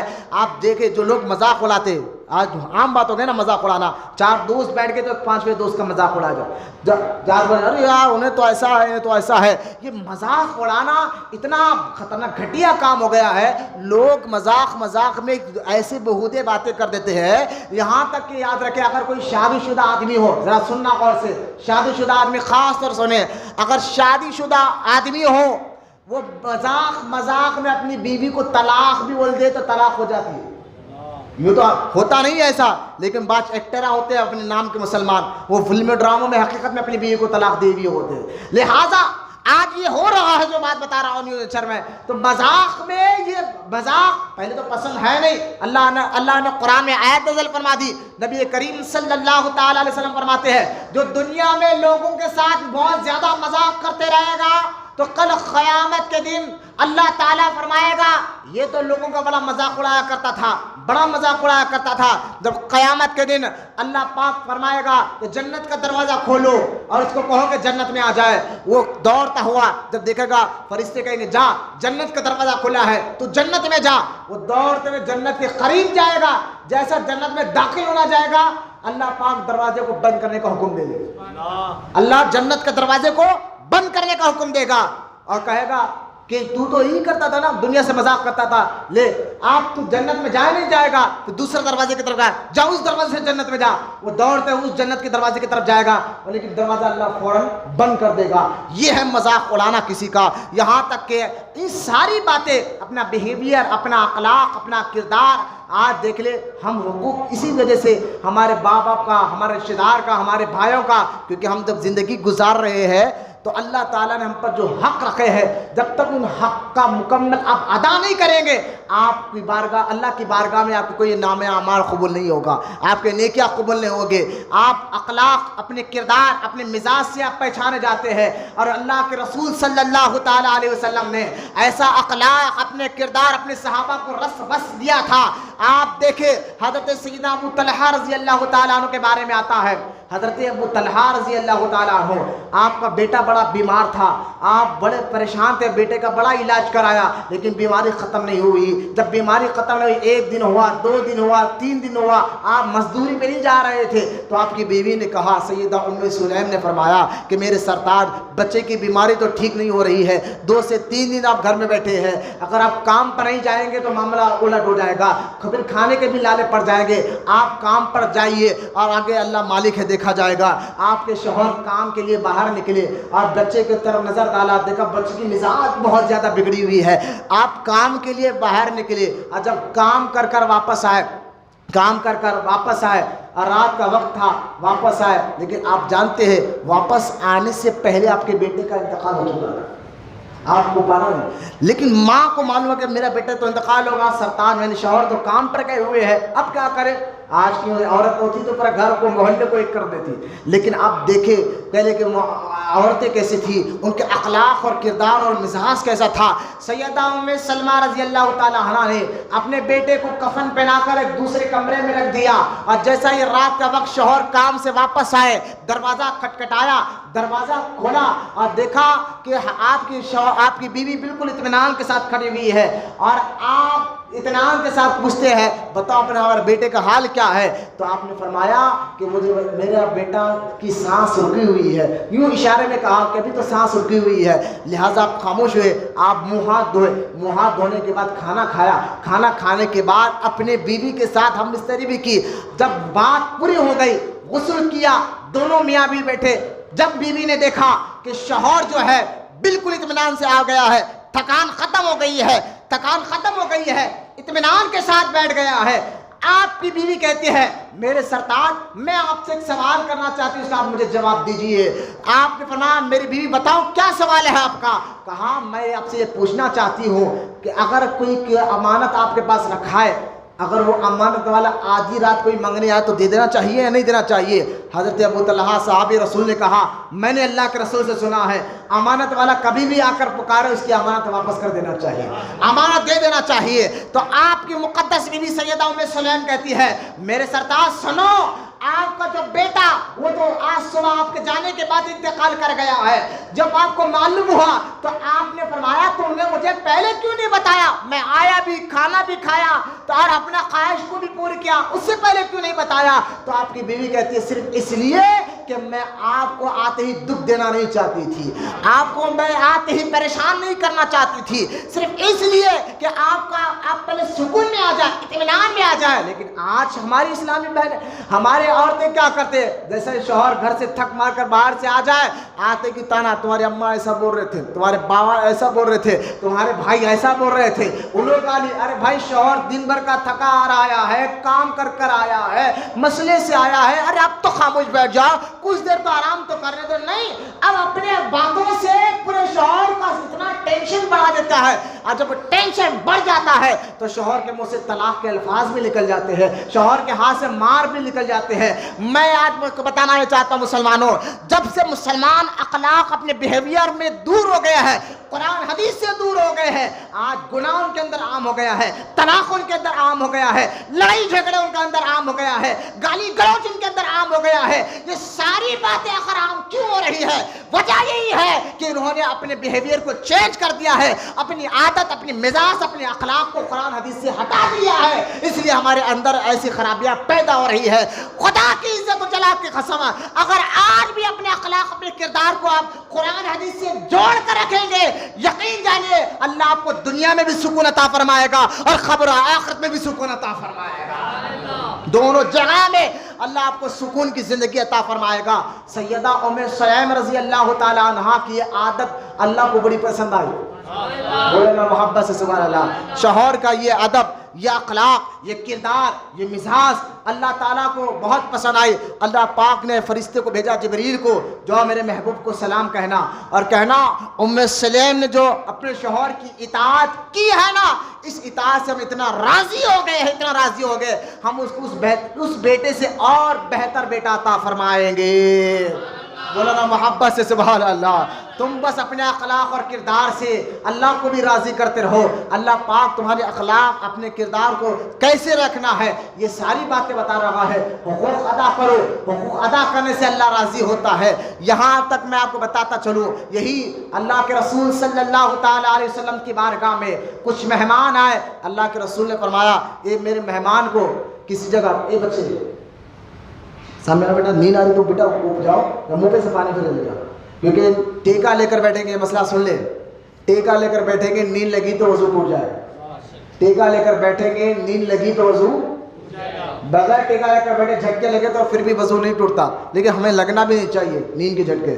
ہمارا حال یہ ہے کہ ہم دوستوں کے ساتھ یار گھنٹوں گھنٹوں بیٹھتے, پہلوانوں روڈیو فونوں میں تو اچھی یہ ہو گیا, اس کے بغیر تو ہمارے کو نیند میں نہیں آتی. آج کل تکیے کے بازو کا رکھا ہوا ہوتا ہے نا, یہ بازو کا رکھا ہوتا ہے انٹرنیٹ کے بغیر, اس میں تو ہم کو جب نیند کے جھٹکے نہیں آتے تو اللہ کے گھر میں بیٹھے تو چہرے اترے ہوئے نہیں ہونا چاہیے. آپ کے اخلاق کردار کیسے ہونا چاہیے, اس کا فائدہ کیا, میں آپ کو یہ قرآن حدیث سے بتا رہا ہوں. آپ ایک ایک چیز کو آپ پروموٹ کرتے رہے. یہ ساری باتیں آپ کے اخلاق, آپ کے کردار, آپ کے مزاج پر بڑا اثر کرتا ہے. مسلمانوں آپ غور کریں, جتنے آپ کے اخلاق ہو گئے اس سے اللہ بھی راضی ہوگا. جتنے اچھے اخلاق ہوگے اس سے لوگ بھی آپ سے متاثر ہوں گے. جتنے آپ کی اچھی بیہیویئر, آپ کا عادتیں ہوگی, اس سے لوگ متاثر بھی ہوں گے, آپ کے قریب بھی ہوں گے. لیکن آج ہمارا حال یہ ہے کہ ہم اسلام کو صرف یہ سمجھتے کہ ہم نماز پڑھ لی بس, صرف ہم نے روزہ رکھ لیا تو بہت بڑا کام کر لیا. اگر نماز روزہ صرف یہی اسلام ہے نا, اسلام اس کے ساتھ ساتھ اخلاق کا بھی نام ہے, بیہیویئر کا بھی نام ہے, عادت کا بھی نام ہے, مزاج کا بھی نام ہے. جتنا آپ کے اخلاق اور آپ کا بیہیویئر, اپنا کردار اچھا رکھو گے, انشاءاللہ اس کا اثر آپ کے زندگی میں بھی پڑے گا اور آپ کے آنے والی نسلوں میں بھی پڑے گا, اور انشاءاللہ اس کے ذریعے اسلام پروموٹ بھی ہوگا. یار اسلام ایسا ہے, بولنا محبت سے. بزرگان دین کرتے کیا تھے, اپنے اخلاق ہی سے اس کو کام کرتے, اپنے کردار اور اخلاق سے ہی جو ہے کام کر کر لوگوں کے دلوں میں ایمان کی جگہ بنایا ہے بزرگان دین نے.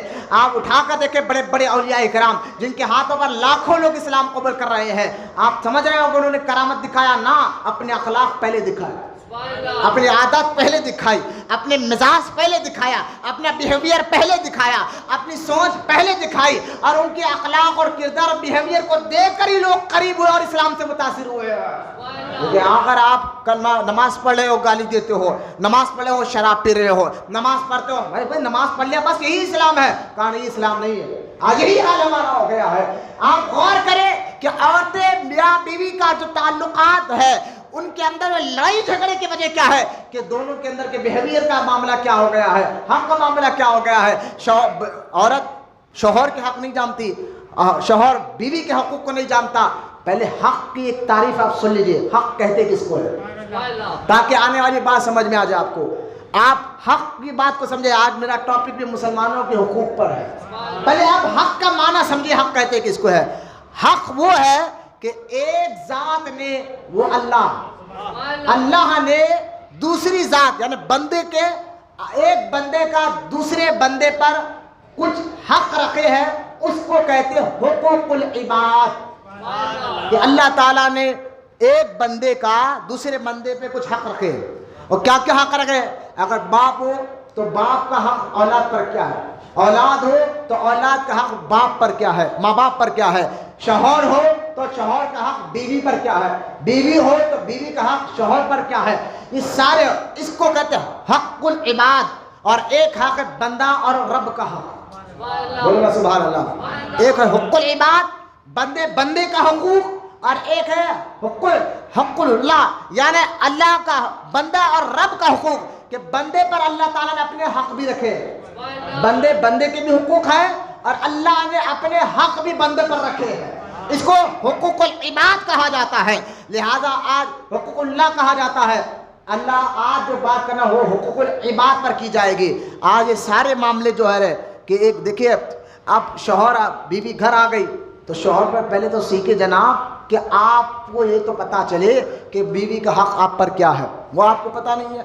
آپ اسی طرح اولاد ہے, اولاد یقیناً اولاد کے ماں باپ پر بہت حقوق, بہت زیادہ, اور جو ہے نا اولاد ماں باپ کا ادب کرے, تعظیم کرے, عزت سے. یہاں تک اتنا حق بتایا گیا ہے, اللہ کے رسول صلی اللہ تعالیٰ علیہ وسلم نے فرمایا, قرآن میں اللہ خود ارشاد فرماتا ہے کہ ماں اور باپ بوڑھاپے کی عمر میں ہو جائے, بوڑھے ہو جائے, اور عموماً جب ماں باپ بوڑھے ہو جاتے ہیں نا تبھی ایک بات کو 10 بات دہراتے ہیں. ان کی مزاج ان کی عقل کمزور ہو جاتی ہے, وہ ایک بات کو 10 بار پوچھتے ہیں. ایسی حالت میں پہنچ جائے ماں باپ تو قرآن کہتا ہے ایسی حالت میں وہ ان کو اف تک نہ کہنا. ایسی حالت میں پہنچ جائے, نوجوان تو الگ بات ہے, ایسی حالت میں پہنچ جائے, بوڑھاپے کی حالت میں پہنچ جائے ان کو اف تک نہ کہو. قرآن تو یہ کہہ رہا ہے. حدیث پاک میں اللہ کے رسول صلی اللہ علیہ وسلم نے فرمایا جن کے ماں باپ راضی ہو اس سے اللہ بھی راضی ہو جاتا ہے. جن کے ماں باپ جس بچے سے ناراض ہو اس سے اللہ بھی ناراض ہو جاتا ہے, چاہے وہ نمازیں پڑھے چاہے وہ عبادتیں کرے. جس کے ماں باپ راضی ہو تو اس سے اللہ بھی راضی ہے, رسول بھی راضی ہو جاتے ہیں. جہاں ماں باپ کا حق بہت زیادہ ہے, اتنے زیادہ ہے, حدیث پاک میں آتا ہے اللہ کے رسول صلی اللہ علیہ وسلم نے ارشاد فرمایا اگر کسی نے محبت سے ایک مرتبہ اپنے ماں یا باپ کو دیکھ لے اللہ اس کو ایک مقبول حج کا ثواب عطا فرما دیتا ہے. بات کو آپ سمجھے. حج کرنے گئے, حج کے کوئی ارکان لوگ ادا نہیں کرتے برابر سے.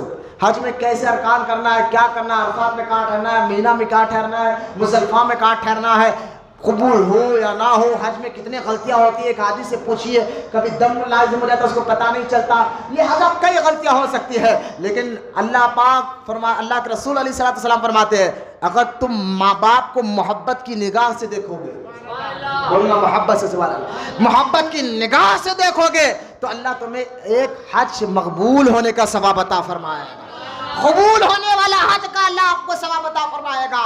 تو لہٰذا جہاں اولاد کو بتائے گئے ہیں کہ ماں باپ کے حقوق کیا ہے, ان کو اف تک نہ کہو, ان کو جو ہے اونچی آواز سے بات نہ کرو, یہاں تک کہ ان کے جب وہ کرسی پہ بیٹھے تو ان کے برابر نہ بیٹھو. وہ کرسی پہ بیٹھے تو ان کے برابر نہ بیٹھو, جب وہ چلے تو ان کے پیچھے چلا کرو. یہ ماں باپ کے حقوق. یہاں تک کہ حدیث پاک میں آیا سرکار نے فرمایا اگر کسی کے ماں باپ مر جائے, انتقال کر جائے, اگر بیٹا ہر جمعے کے دن اپنے ماں یا باپ کی قبر کی زیارت کے لیے چلے جائے تو اللہ کے رسول علیہ السلام فرماتے ہیں کہ جیسا تو زیارت کے لیے جائے گا اللہ تیرے سارے گناہوں کو معاف فرما دے گا. بولو نا محبت سے سبحان اللہ. مجھے بتائیے ماں اور باپ یہ دونوں کی قبر کی زیارت, اللہ جس کے ماں باپ زندہ ہے اللہ ان کو لمبی عمر کے ساتھ سلامت رکھے, اور جن کے ماں باپ گزر گئے اللہ ان بچوں کو اپنے ماں باپ کی قبر کی زیارت کی توفیق عطا فرمائے. ارے مرنے کے بعد حق ختم نہیں ہوا, تم زیارت کر لو ماں کی قبر کی یا باپ کی قبر کی, اللہ تمہاری بخشش فرما دے گا, تمہارے گناہوں کو معاف فرما دے گا. یہ ماں باپ کے حقوق ہے. تو یہاں ماں باپ, آج لوگ کہتے ہیں ماں باپ کے حقوق پر بیان کریں, یقین کریں گے, لیکن مجھے بتائے یہ ماں باپ کے حقوق تو بالکل ہے, کوئی اس کا انکار نہیں کرے گا, کوئی اس کا انکار نہیں کرے گا, لیکن ماں باپ کو بھی ضروری ہے کہ اولاد کے حق ادا کرے. یہ بھی تو اللہ پاک نے رکھے ہیں نا. جہاں اولاد پر ماں باپ کے حق رکھے ہیں وہاں ماں باپ پر اولاد کے بھی حق رکھے ہیں. آج ہمارے ماں باپ کیا کر رہے ہیں اس پر بھی توجہ دینا ضروری ہے. حدیث پاک میں سرکار سے پوچھا گیا حضور اولاد کے حق ماں باپ پر کیا ہے, تو سرکار نے فرمایا تو اپنے بچوں کو 3 تعلیم دیا کرو. بولنا محبت سے سوال. 3 چیز کی تو اپنے بچوں کو, جس کی شادی نہیں ہوئی اگر ہونے والی ہے سنیں اپنے بچوں کا حق آپ پر کیا ہے. اور جو ماں باپ بیٹھے ہیں اگر آپ بولیں گے میں اتنا بوڑھا ہو گیا اب کیا کروں, نہ, اب بھی وقت ہے ان باتوں پر ادا کرے. یہ حقوق العباد ہے, یہ بندے کے حقوق بندوں پر جو رکھے گئے ہیں یہ کسی ایرے غیرے نے نہیں, اللہ پاک نے رکھے ہیں, اللہ پاک نے رکھے ہیں. یہ حقوق کی جو ہے نا ادا نہیں کرتے, ہمارے حالات بگڑتے جا رہے ہیں. آپ غور کریں, سرکار نے فرمایا اپنی اولاد کو 3 چیز کی تعلیم دیا کرو. پہلا, اپنی اولاد کو یہ بتاؤ کہ سب سے زیادہ محبت نبی سے کرنا ہے. بولا نا محبت سے سوال اللہ. کس سے محبت کرنا ہے, کس سے محبت کرنا ہے. لوگ آج تیرا غلام ہے, غلام ہے, رسول کے غلام ہے, غلامی رسول میں موت بھی قبول ہے. میں کہتا ہوں یہ بھی بولنے والوں ساتھ میں یہ بھی بولو, غلامی رسول میں داڑھی بھی قبول ہے, غلامی رسول میں نماز بھی قبول ہے, غلامی رسول میں سچ بولنا بھی قبول ہے, غلامی رسول میں جھوٹ بولنا بھی, جھوٹ چھوڑنا بھی قبول ہے, غلامی رسول میں نیکی پہ عمل کرنا بھی قبول ہے. یہ بھی تو غلامی رسول کا ثبوت دو. صرف نعرہ لگا لینا کہ ہم غلام رسول ہے، غلام رسول میں موت بھی قبول ہے بولنا نہیں، کام نہیں چلے گا. یہ حق بھی آپ کو ادا کرنا ہوگا. تو سرکار نے فرمایا اپنی اولاد کو 3 چیز کی تعلیم دیا کرو. پہلی چیز کہ اپنی اولاد کو سب سے زیادہ نبی سے محبت سکھاؤ. ماں باپ پر یہ فرض ہے کہ اولاد کو بتائے کہ حضور کا مقام و مرتبہ کیا ہے، اولاد کو سمجھائے، کیونکہ بچہ اسکول میں بعد میں سیکھتا ہے، گھر میں پہلے سیکھتا ہے. یہ بھی ذہن میں رکھیے آپ. بچہ اسکول میں بعد میں سیکھتا ہے، مدرسے میں بعد میں سیکھتا ہے، گھر کے ماحول پہلے اثر دیتا ہے بچوں کی مزاج پر. اگر بچہ خود دیکھ رہا باپ اذان بھی ہو رہی ہے سگریٹ پی رہا ہے، اذان بھی ہو رہی ہے فلم ڈرامے پر جو ہے نا گندا ناچ دیکھ رہا ہے، اذان بھی ہو رہی ہے، وہ نماز کو نہیں جاتا، تو وہ بچہ نمازی کہاں سے بنے گا؟ وہ بچہ عبادت گزار کہاں سے بنے گا؟ وہ بچہ باپ کو دیکھ رہا ہے کہ ہمارے باپ جھوٹ بول بول کر لوگوں کو مال بیچ رہا ہے، تو بیٹے پر وہی اثر لائے گا جھوٹ. کیونکہ ہم جو ہے نا آج ہمارے اندر سب خوف ہو گئے. یار پیٹرول کا ریٹ بڑھ گیا اس کا خوف ہے، گیس کا ریٹ بڑھ گیا اس کا خوف ہے، اور راشن کا ریٹ بڑھا اس کا خوف ہے، تیل کا ریٹ بڑھا اس کا خوف ہے. یہ دنیاوی خوف تو ہمیں بہت ہے. اس خوف سے اتنا ڈر گئے ہم کہ یار کیا کرے کہ یہ ریٹ بڑھا، یہ ریٹ بڑھا، یہ ریٹ بڑھا. خوف تو ہے لیکن خوف آخرت کا نہیں رہا. آخرت کا خوف نہیں رہا، کیونکہ دنیا ہی اپنی نظر میں سب کچھ ہو گئی. دنیا ہی سب کچھ ہے. بس ہمارا بچہ انجینئر بنے، ہمارا بچہ جو ہے ایڈوکیٹ بنے، ہمارا بچہ ڈاکٹر بنے. اس کے لیے کہاں سے بھی دولت کیسی بھی دولت لائیں گے، پڑھائیں گے. لیکن پڑھانا اچھی چیز ہے، پڑھاؤ، یقیناً پڑھاؤ. حدیث میں آپ کو اس لیے کہتا ہوں کہ ایک ٹائم کم کھاؤ لیکن اپنے بچوں کو پڑھاؤ. اس میں کوئی میں دو رائے نہیں دے رہا ہوں، غلط بات نہیں کر رہا ہوں. پڑھاؤ، لیکن میں آپ کو یہ بتانا چاہتا ہوں بچوں کو انگریزی ضرور سکھاؤ، انگریزیت مت سکھاؤ، ان کی عادتیں مت سکھاؤ، ان کے اخلاق اور ان کے مزاج مت سکھاؤ. میں آپ کو یہ بتانا چاہ رہا ہوں. غور کرے، سرکار نے فرمایا کہ تم اپنی اولاد کو پہلی چیز نبی سے محبت سکھاؤ. کیا آپ سکھا رہے ہیں؟ بولے ہم تو سکھا رہے. کیا سکھاتے؟ نبی سے محبت ہوتی ہے اگر پہلے آپ کو ہونا چاہیے. آپ بھی تو کسی کے بیٹے ہیں نا، پہلے آپ کو ہونا چاہیے. محبت میں آپ کیا کر رہے ہیں بتائیے؟ نہ آپ کو سنتوں کو پتا ہے، نہ نماز کا طریقہ آپ کو پتا ہے، نہ تجارت کا طریقہ آپ کو پتا ہے. کیونکہ آپ اسلام کو پروموٹ کرنے والے ہیں. آپ کے ذریعے لوگ اسلام کو پہچانیں گے. صرف مولوی یا عالم یا مسجد کے امام مؤذن نہیں، آپ پر بھی ذمہ داری اللہ پاک نے رکھی ہے. آپ کلمہ پڑھ چکے ہیں، آپ وعدہ کر چکے اللہ سے. مولا ہم تجھ سے وعدہ کرتے ہیں جو تجھے پسند ہے وہ زندگی گزاریں گے. لیکن پھر ہمارا حال کیا ہے؟ جو رب کو ناپسند ہے وہ زندگی گزار رہے. خوف آپ کو تیل کا ہے، خوف آپ کو جو ہے گیس کا بریڈ جانے کا ہے، خوف آپ کو پیٹرول کا ہے، ڈیزل کا ہے. خوف آپ کو آخرت کا نہیں ہے. مرنے کے بعد ایک ایک چیز کا حساب دینا اس کا خوف نہیں ہے. آپ حرام کما رہے ہیں اس کا خوف نہیں ہے کہ مرو گے اچانک جاؤ گے قبر میں، جانے کے بعد نہ رشتہ دار آئیں گے نہ دوست آئیں گے، نہ جس کے لیے کما رہے تھے وہ کوئی نہیں آئے گا. وہاں صرف اعمال اور ایمان جائے گا. کس چیز کا خوف؟ آپ دیکھیں غوث اعظم دستگیر رضی اللہ تعالیٰ عنہ ہر 8 دن میں 3 مرتبہ غوث اعظم تقریر کیا کرتے تھے، اور آپ کی تقریر میں 70,000 لوگوں کا مجموعہ ہوا کرتا تھا. غوث پاک رضی اللہ تعالیٰ عنہ منگل کی شام میں تقریر کرتے تھے، جمعہ کی نماز سے پہلے تقریر کرتے تھے، اور ہر اتوار کی صبح میں تقریر کرتے تھے.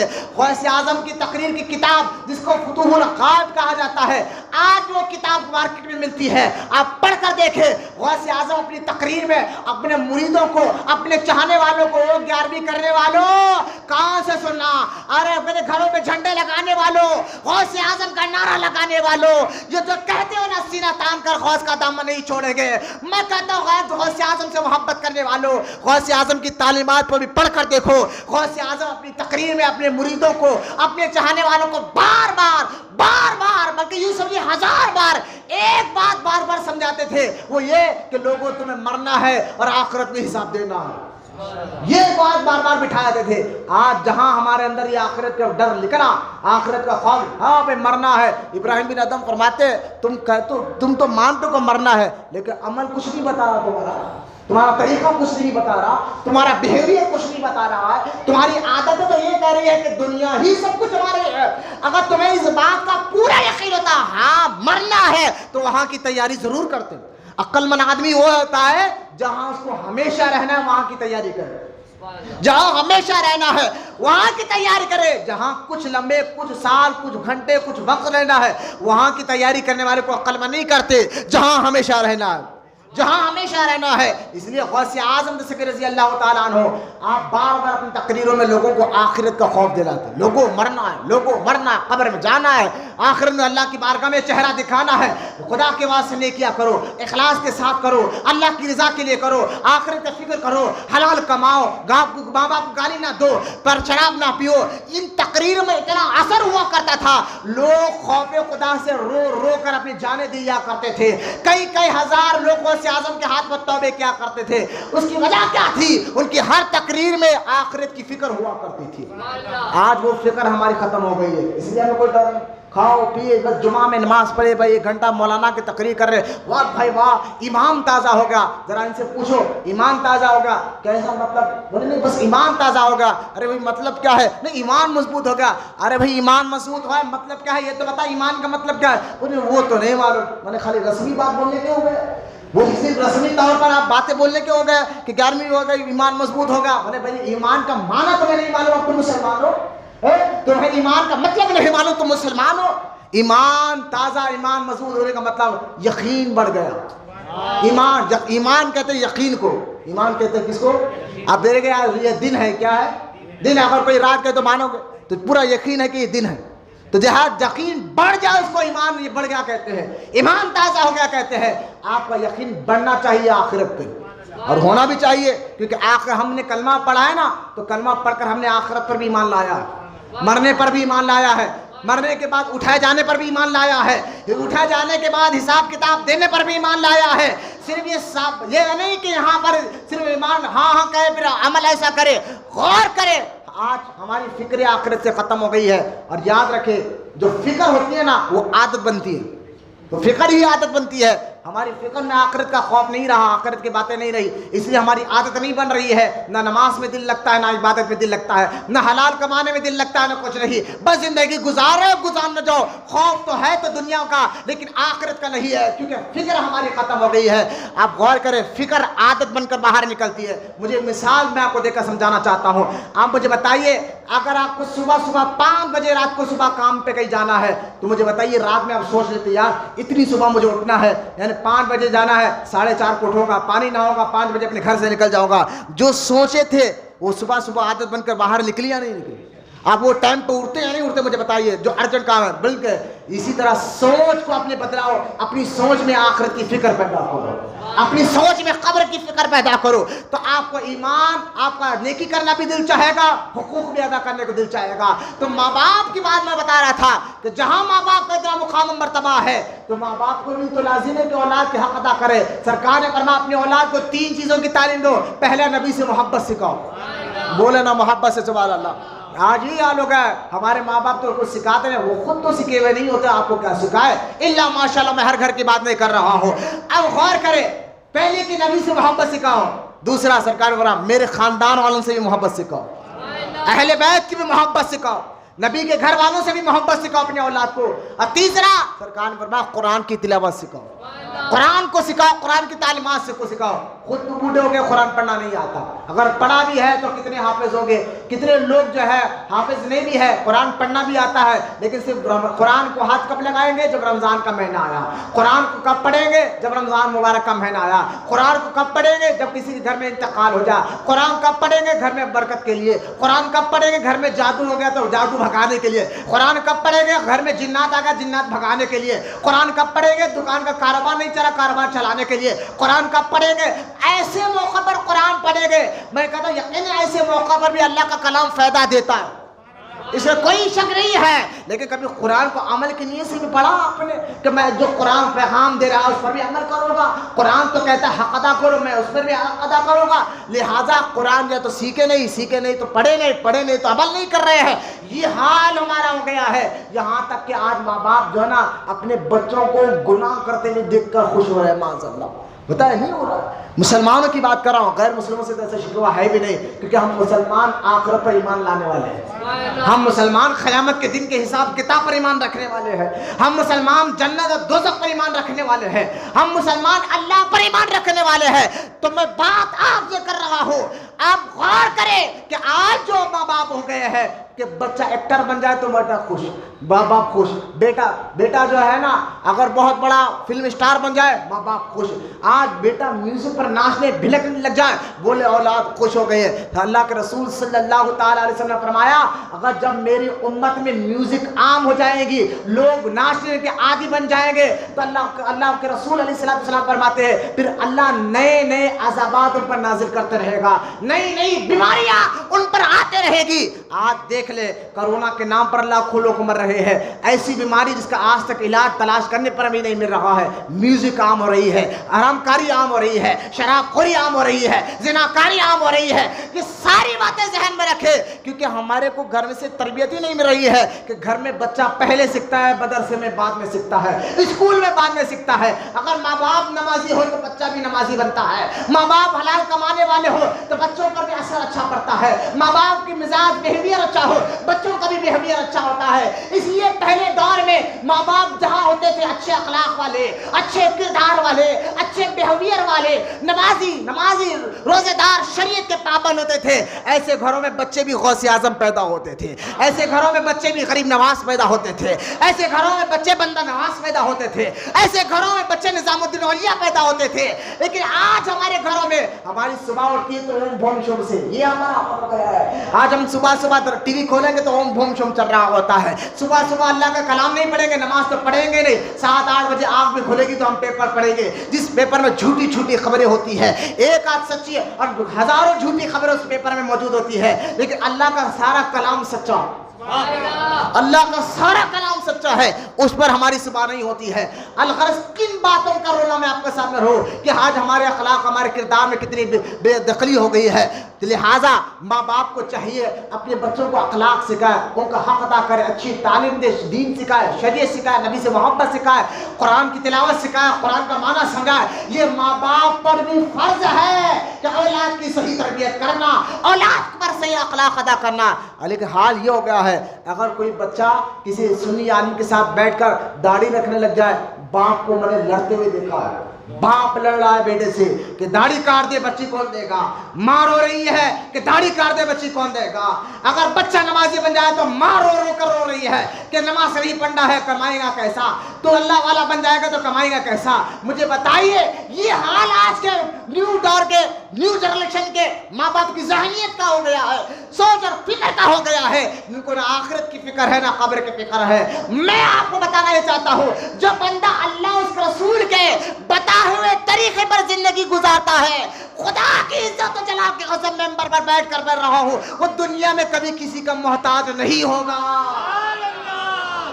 محتاجی کا ڈر مت لگاؤ، اپنی غریبی کا ڈر مت بھی سمجھو کہ ہم اگر دیندار بن جائیں گے تو ڈر کے ہو جائیں گے، ایسا نہیں ہے۔ جتنے دین مضبوط ہو جائے گا، جتنا اسلام پر آپ مضبوطی سے عمل کرو گے، یقین جانو اتنا ہی دونوں جہاں میں اللہ آپ کو کامیابی عطا فرمائے گا، اتنا ہی دونوں جہاں میں اللہ پاک آپ کو ضرور کامیابی عطا فرمائے گا۔ یہ تو ماں باپ کے میں کیا بتاؤں۔ اب میاں بیوی کی بات آ جائے تو شوہر کو دیکھیں، آج جیسا ہی شوہر حدیث پاک میں اللہ کے رسول صلی اللہ تعالیٰ علیہ وسلم کے پاس ایک عورت آئی سرکار کی بارگاہ میں آ کر عرض کرتے ہیں، وقت ختم کر رہا ہوں، بالکل قریب ہے میرے ایک بات جملے کو غور کرے۔ اللہ کے رسول علیہ السلام نے ارشاد فرمایا کہ ویسے ایک خاتون آئی آ کر کہنے لگی یا رسول اللہ صلی اللہ علیہ وسلم، عورت پر مرد کا حق کیا ہے؟ یعنی ایک عورت کو اپنے شوہر اپنے خاوند کا کیا حق ادا کرنا ہوتا ہے، اس کی کیا کیا حقوق ہے، مجھے بتائیے۔ اللہ کے رسول علیہ السلام نے فرمایا سنو، اگر مرد کو پورے جسم میں پھوسکیاں ہو گئے اور اسے پشش جا رہی ہو، عورت اپنی زبان سے چاٹے تب بھی شوہر کا حق ادا نہیں کر سکتی۔ عورت اپنی زبان سے چاٹے تب بھی شوہر جو ہے شوہر کا حق ادا نہیں کر سکتی۔ یہاں تک کہ اللہ کے رسول علیہ السلام نے فرمایا اگر اللہ کے بعد کسی کو سجدہ کرنا جائز ہوتا تو میں عورتوں کو حکم دیتا ہوں شوہروں کو سجدہ کرے، لیکن آج کی عورتیں اللہ ماشاءاللہ بولے نہیں، وہ عورت تو اتنی خطرناک بیہیویئر اس کا ہو گیا۔ آج کی عورتیں بس گالی گلوچ، شوہر سے اونچی آواز میں بات کرنا، تو گھروں میں برکت آئے گی کہاں سے؟ وہ گھروں میں سکون آئے گا کہاں سے جس گھر میں اللہ رسول کی نافرمانی کی جا رہی ہو؟ آج وہ عورتیں جو اچھے اخلاق اچھے کردار. لیکن ہمارا حال کیا ہے معلوم ہے؟ ہماری بھی ایک غلطی ہے. سرکار نے فرمایا تھا کہ عورتوں کو خوبصورتی دیکھ کر، عورتوں کی دولت دیکھ کر نکاح مت کرو، عورتوں کے اخلاق اور دینداری دیکھ کر نکاح کرو. عورتوں کے اخلاق اور دینداری دیکھ کر نکاح کرو. لیکن آج کیا ہے؟ فیس بکوں میں عاشقی ہو رہی ہے، انٹرنیٹ پر عاشقی ہوتی ہے. پھر وہ بچی جب گھر آتی ہے تو شوہر کو بھی نچاتی ہے، شوہر کے ماں باپ کو بھی نچاتی ہے. کیونکہ نیو فیشن، نیو جنریشن، فلمیں ڈرامے والا ذہن، فلمیں پکچروں والا ذہن لے کر آتی ہے، تو گھروں میں سکون کہاں سے آئے گا مجھے بتائیے. لیکن اگر واقعی عورت جو ہے نا اللہ رسول کی بتائے طریقے پر شوہر کے حق ادا کرے گی تو اللہ پاک اس کو کیسی کامیابی دے گا مجھے بتائے. ایک عورت کا شوہر والد کا جو ہے بڑا بیمار تھے، تو شوہر سے وہ اپنی کہتی ہے کہ آپ مجھے اجازت دیجئے میں اپنے باپ کو دیکھنے جاؤں. تو بڑا غصے والا اپنا شوہر تھا، انہوں نے کہا نہیں جانا، خاموش ہو گئے. کچھ دن کے بعد پھر کہا کہ اب میرے والد کی مزاج اور بگڑ گئی، اجازت دیجئے میں جاؤں. انہوں نے کہا نہیں جانا. یہ پہلے کی عورتیں اللہ رسول پر یقین رکھنے والی تھی، ان کو معلوم تھا حدیث پاک میں آیا ہے جو عورت اپنے شوہر کے بغیر اجازت سے گھر کے باہر نکلے. سنو، نفل روزہ بھی عورت اپنے شوہر کی اجازت کے بغیر نہیں رہ سکتی. رمضان کے فرض روزوں کی بات نہیں کر رہا ہوں، نفل روزے کی بات کر رہا ہوں. نفل روزہ بھی شوہر کی اجازت کے بغیر وہ نہیں رکھ سکتے. اگر شوہر گھر میں ہو، شوہر آٹاپ میں ہو، کہیں کمانے باہر گئے تو وہ الگ بات ہے، تب رہ سکتی ہے. گھر میں ہو تو شوہر کی اجازت لے کر نفل روزہ رکھے، یاد رکھے. لیکن جو عورت اپنے شوہر کی اجازت کے بغیر گھر کے باہر نکلے، وہاں چھوڑا ہے نا، کون اجازت لے گا شوہر کی؟ تو شوہر کے تو میاں مٹھو بنے ہوئے ہیں کہ یہ تو پیچھے پیچھے پھر رہا ہے. وہ تو مسجدوں میں آ کر امام صاحب کو آتے ہاں ٹائم بہت ہو گیا، بیوی کے سامنے تو بھیگی بلی بنے ہوتے ہیں. مسکرائیے لیکن بات سچ کر رہا ہوں. وہ تو مسجدوں میں آ کر اپنا پورا غصہ دکھائیں گے. میں صدر صاحب ہوں، کیا کر رہے ہیں امام صاحب، موزن صاحب جھاڑو کیوں نہیں ماری؟ ارے بھائی جھاڑو مارنا صرف امام صاحب موزن کا شام کا نہیں، اگر آپ بھی جھاڑو مارو تو قرآن میں حدیث پاک میں آتا مسجد کو صاف کرنے والے کے لیے اللہ بے شمار نیکی عطا فرماتا ہے. یہ محلے والوں کا بھی کام ہے، رشتہ دار سب کا کام ہے. ہر مسلمان جو اللہ کے گھر کو اللہ کا گھر سمجھتا ہے اس کو کرنا چاہیے. لیکن وہاں سے آپ غصہ دکھائیں گے بیوی کے سامنے، جی آپ جو بولے وہ نہیں، آپ کے اماں کو نکال دو، جی آپ جو بولے وہ آپ، میں یہاں جا کر آتی جو آپ بولے وہ. تو جو شوہر کے بغیر اجازت سے گھر کے باہر نکلتی ہے تو حدیث پاک میں آیا، سرکار نے فرمایا اللہ اس کے فرشتے گھر سے اس کا باہر جا کر واپس آنے تک اللہ اور اس کے فرشتے اس پر لعنت بھیجتے رہتے ہیں، لعنت بھیجتے رہتے ہیں. اس لیے علماء فرماتے ہیں عورتوں کو کہ سنو، اپنے شوہر کی اجازت کے بغیر تم درگاہ تک نہیں جا سکتی، مزار تو دور کی بات ہے، بزرگوں کی زیارت کے لیے نہیں آ سکتی. لہذا آج یہ معاملہ تھا. لیکن جو عورت شوہر کی اطاعت کرتی ہے، سنتی ہے، پھر اس کا یہ مقام بھی سنو. اب اس نے کہا میں جانا چاہتی ہوں، باپ بیمار ہے، کہا نہیں جانا. کچھ دن کے بعد کہا باپ کی بیماری اور بڑھ گئی، کہا بہت زیادہ بیمار ہے اب تو جانے دے، کہا نہیں جانا. یہاں تک کہ باپ کا انتقال ہو گیا، شوہر نے کہا نہیں جانا، موتا بھی نہیں جانا. وہ روئی رو کر خاموش ہو گئی. لیکن ایک بار اللہ کے رسول کی بارگاہ میں گئی اور جا کر کہا یا رسول اللہ صلی اللہ علیہ وسلم، یہ میرے شوہر نے ایسا کیا، بیمار پڑا تو جانے نہیں دیا، انتقال ہو گیا تو موتا میں جانے نہیں دیا، بڑا غصے والا میرا شوہر ہے، میں کیا کروں.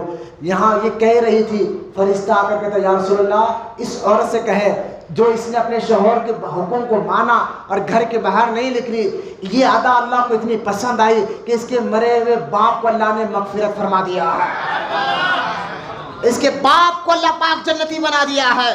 یہ ہوتا ہے شوہروں کی اطاعت میں اللہ بھی راضی ہوتے ہیں، رسول بھی راضی ہو جاتے ہیں. یہ ہمارے گھروں کا ماحول ہونا چاہیے تھا، یہ ہمارا اسلام ہے، یہ ہمیں پروموٹ کرنا چاہیے تھا، یہ ہمارے اخلاق ہونا چاہیے تھا، یہ ہمارا بیہیویئر ہونا چاہیے تھا. لیکن آج ہم نا فلم کی ہیروئنوں کو اپنا جو ہے نا بنا رہے ہیں کہ یہ ہمارا آئیڈیل ہے، فلم کا ہیرو یہ ہمارا آئیڈیل ہے، ہمارا گھر فلم میں ہیرو کی طرح ہونا چاہیے. اس کے لیے آپ کچھ بھی کما لیجیے جناب، حرام کچھ بھی کما لیجیے، ناجائز کچھ بھی کما لیجیے، اچھا گھر ہونا چاہیے نا. یہ آپ کا بیہیویئر نہیں ہے. سوکھی روٹی بھی ہو حلال کی ہو، بولو سبحان اللہ، سوکھی روٹی بھی ہو حلال کی ہو، پھر دیکھو اللہ تمہاری نسلوں میں برکتیں عطا فرمائے گا، دونوں جہاں میں اللہ پاک تمہیں کامیابی ضرور عطا فرمائے گا.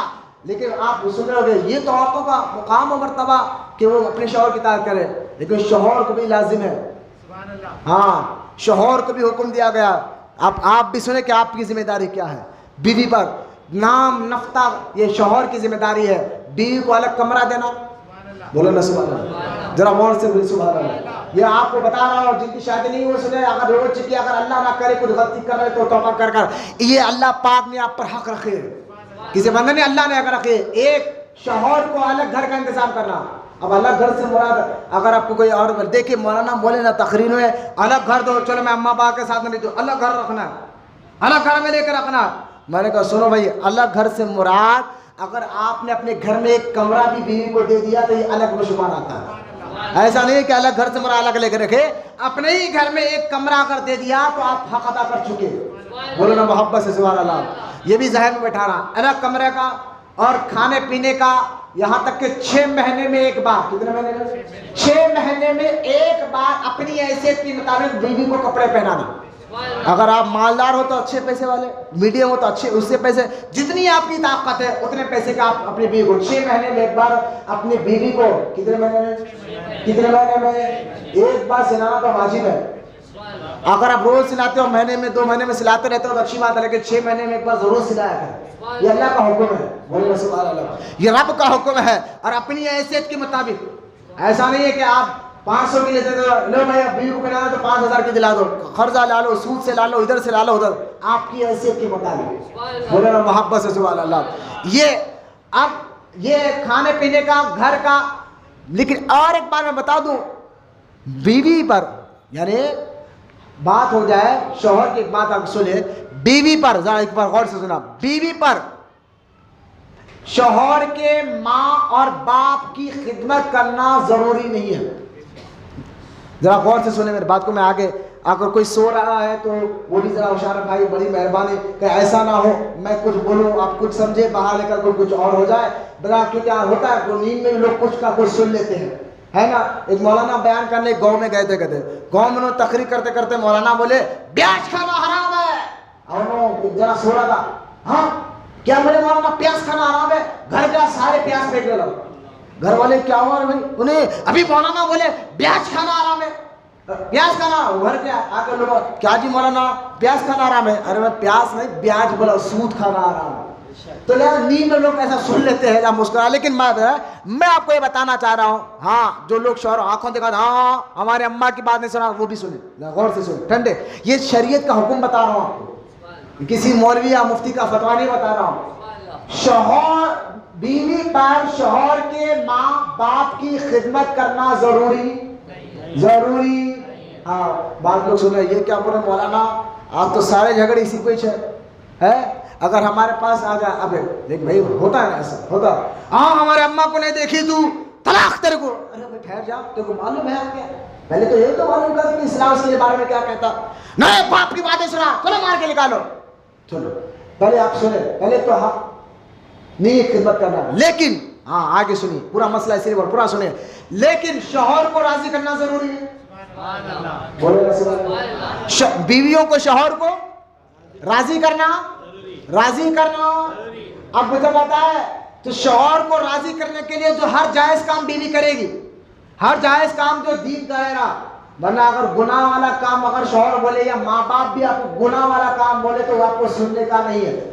یاد رکھیں, ماں باپ بھی اگر گناہ والا کام بولے کہ بیٹا نماز چھوڑ دے, بیٹا داڑھی کاٹ دے, بیٹا جھوٹ بول دے, اگر ماں باپ بھی بولے تو سننے کا. تو لہذا شوہر اگر بیوی کو بولے تو سننے کا نہیں. جائز کام یعنی ہر جائز کام بیوی کو ضروری ہے کہ شوہر کو راضی رکھے. حدیث پاک میں آتا ہے جس کا شوہر جس بیوی سے راضی ہوتا ہے اس سے اللہ بھی راضی ہوتے ہیں اور رسول بھی راضی ہوتے ہیں. لہذا اب یہ کہا گیا ہے کہ شوہر کی رضامندی ماں باپ کی خدمت میں بھی ہے. شوہر کی رضامندی کس میں ہے؟ تو لہٰذا بیوی کو چاہیے یہ بھی سوچے یار میرے کو شوہر کو راضی رکھنا ہے, کچھ بھی کر کر شوہر راضی یہ کام کرنا ہے. تو میرا شوہر راضی ہوتا ہے ان کے ماں باپ کی خدمت سے, ان کے ماں باپ کی خدمت سے راضی ہوتا ہے. چلو نا میں ان کے ماں باپ کی خدمت بھی کر لوں, آنے کہ میرے پر ضروری تو نہیں ہے, شوہر کو راضی کرنا ضروری ہے تو ماں اور باپ کی دونوں کی بھی خدمت کر لوں تاکہ میں شوہر مجھ سے راضی ہو جائے. کیونکہ میں نے سنا ہے جس شوہر کا شوہر راضی ہو جاتا ہے اس سے اللہ بھی راضی ہو جاتا ہے. یہ آج سارے جھگڑے دین کو نہیں سمجھ کر آج ہو گیا. اگر بیچاری بہو نہ حق پر بھی ہو پھر بھی ساتھ لڑ کر آنگار لگا دے. شوہر کو معلوم ہوتا ہے کہ میری بیوی حق پر ہے, ماں غلط ہے, پھر بھی آنکھ دکھا, ہاں ماں بول دیے. ارے بھائی یہ بھی اسلام نہیں, اس کی بھی اجازت نہیں دیتا. اسلام حق بات کہنے کی اجازت دیتا ہے. اگر آپ دیکھ لیے, کبھی ہوتا ہے نا ایسا, کہیں لڑائی ہو جاتی ہے ہمارے ماں باپ سے, باپ کی باہر, ہم دیکھ لیتے ہیں کہ باپ غلطی میں ہے, سامنے والا حق پر ہے, تو آپ کو کس کا ساتھ دینا ہے؟ اسلام کہیں گے حق کا ساتھ دو. اب بولے نہیں یہ تو ہمارے باپ کا ہے. بھائی باپ ہوں گے, ماں ہوں گے, کوئی, لیکن معاملہ حق کا دینا ہے. اللہ جس سے راضی ہوتا ہے وہ کام کرنا ہے. کہ ماں باپ جس سے راضی کرنے کے لیے گناہ کام نہیں کرنا ہے, وہ کام کرو جس سے اللہ راضی ہوتا ہے. اب غور کریں, اگر آپ نے دیکھ لیا گھر میں بیوی کی اور آپ کی امی کی لڑائی ہو رہی ہے, اور اب آپ نے دیکھا کہ حق پر بیوی ہے, حق پر سننا ذرا, حق پر بیوی ہے, تو آپ کو کیا کرنا ہے؟ بیوی کو سمجھا کر آپ اس وقت تو کچھ مت بولے. جب رات ہو گئی, ذرا معاملہ ٹھنڈا ہو گیا, اماں کے پاس جا کر پانی پلا کر اماں کے قدموں میں بیٹھے, اماں کے کوٹ بیٹھ کر پیرا دباتے جاؤ, تو بولے اماں آپ غلطی سے آپ غلط ہیں, آپ غلط بول رہے ہیں, بیوی میری سچ ہے. یہ ادباً میں آپ کو سناؤں, کیونکہ اماں, کیونکہ حق کا ساتھ دینا یہ اللہ کا حکم ہے. میں آپ کی آخرت بچانا چاہتا ہوں تاکہ اللہ ناراض نہ ہو جائے غلط کام سے. لہٰذا میں آپ پیر دباتے آپ کو عرض کرتا ہوں, ادب کے ساتھ, تعظیم کے ساتھ, محبت کے ساتھ میں آپ کو ادب سے کر رہا ہوں. دیکھو حق کا ساتھ دے رہا ہوں.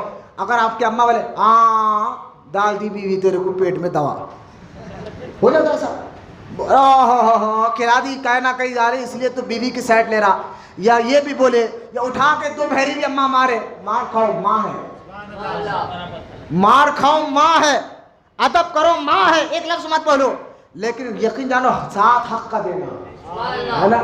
عجیب معاملہ ہوگا. کئی لوگ آتے ہیں, مولانا ہماری بہو بیٹے کو اپنے اندر لے لیجیے, کیا کر دی کیا نہیں کی. ارے اماں آپ کیا بولے؟ کچھ نہیں بولی, میں کچھ کیا بولتی ہوں, کیا نہیں, سب کچھ آپ بولتے ہیں. ادھر بہوؤں کو بھی چاہیے کہ شوہر کو راضی کرنے کے لیے شوہر کے ماں باپ کی خدمت کریں, ان کا ادب کریں, ان کی تعظیم کریں, ان سے محبت کریں, تاکہ اس سے شوہر راضی ہو جائے, اور جس سے شوہر راضی ہو جائے اس سے اللہ راضی ہو جاتا ہے.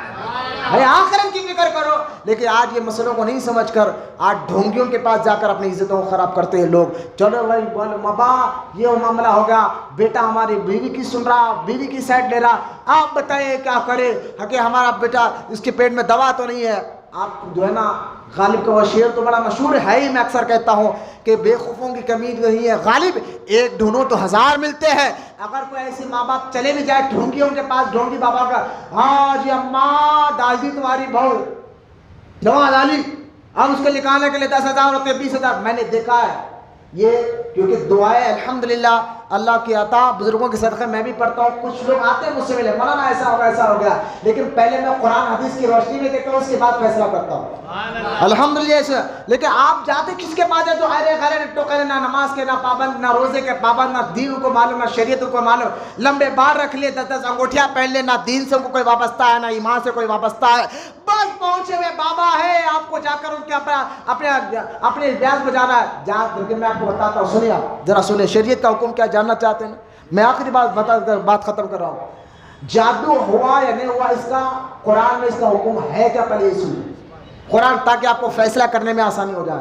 پہلی بات, جادو رکھی گئی ہے یا قرآن میں ہے؟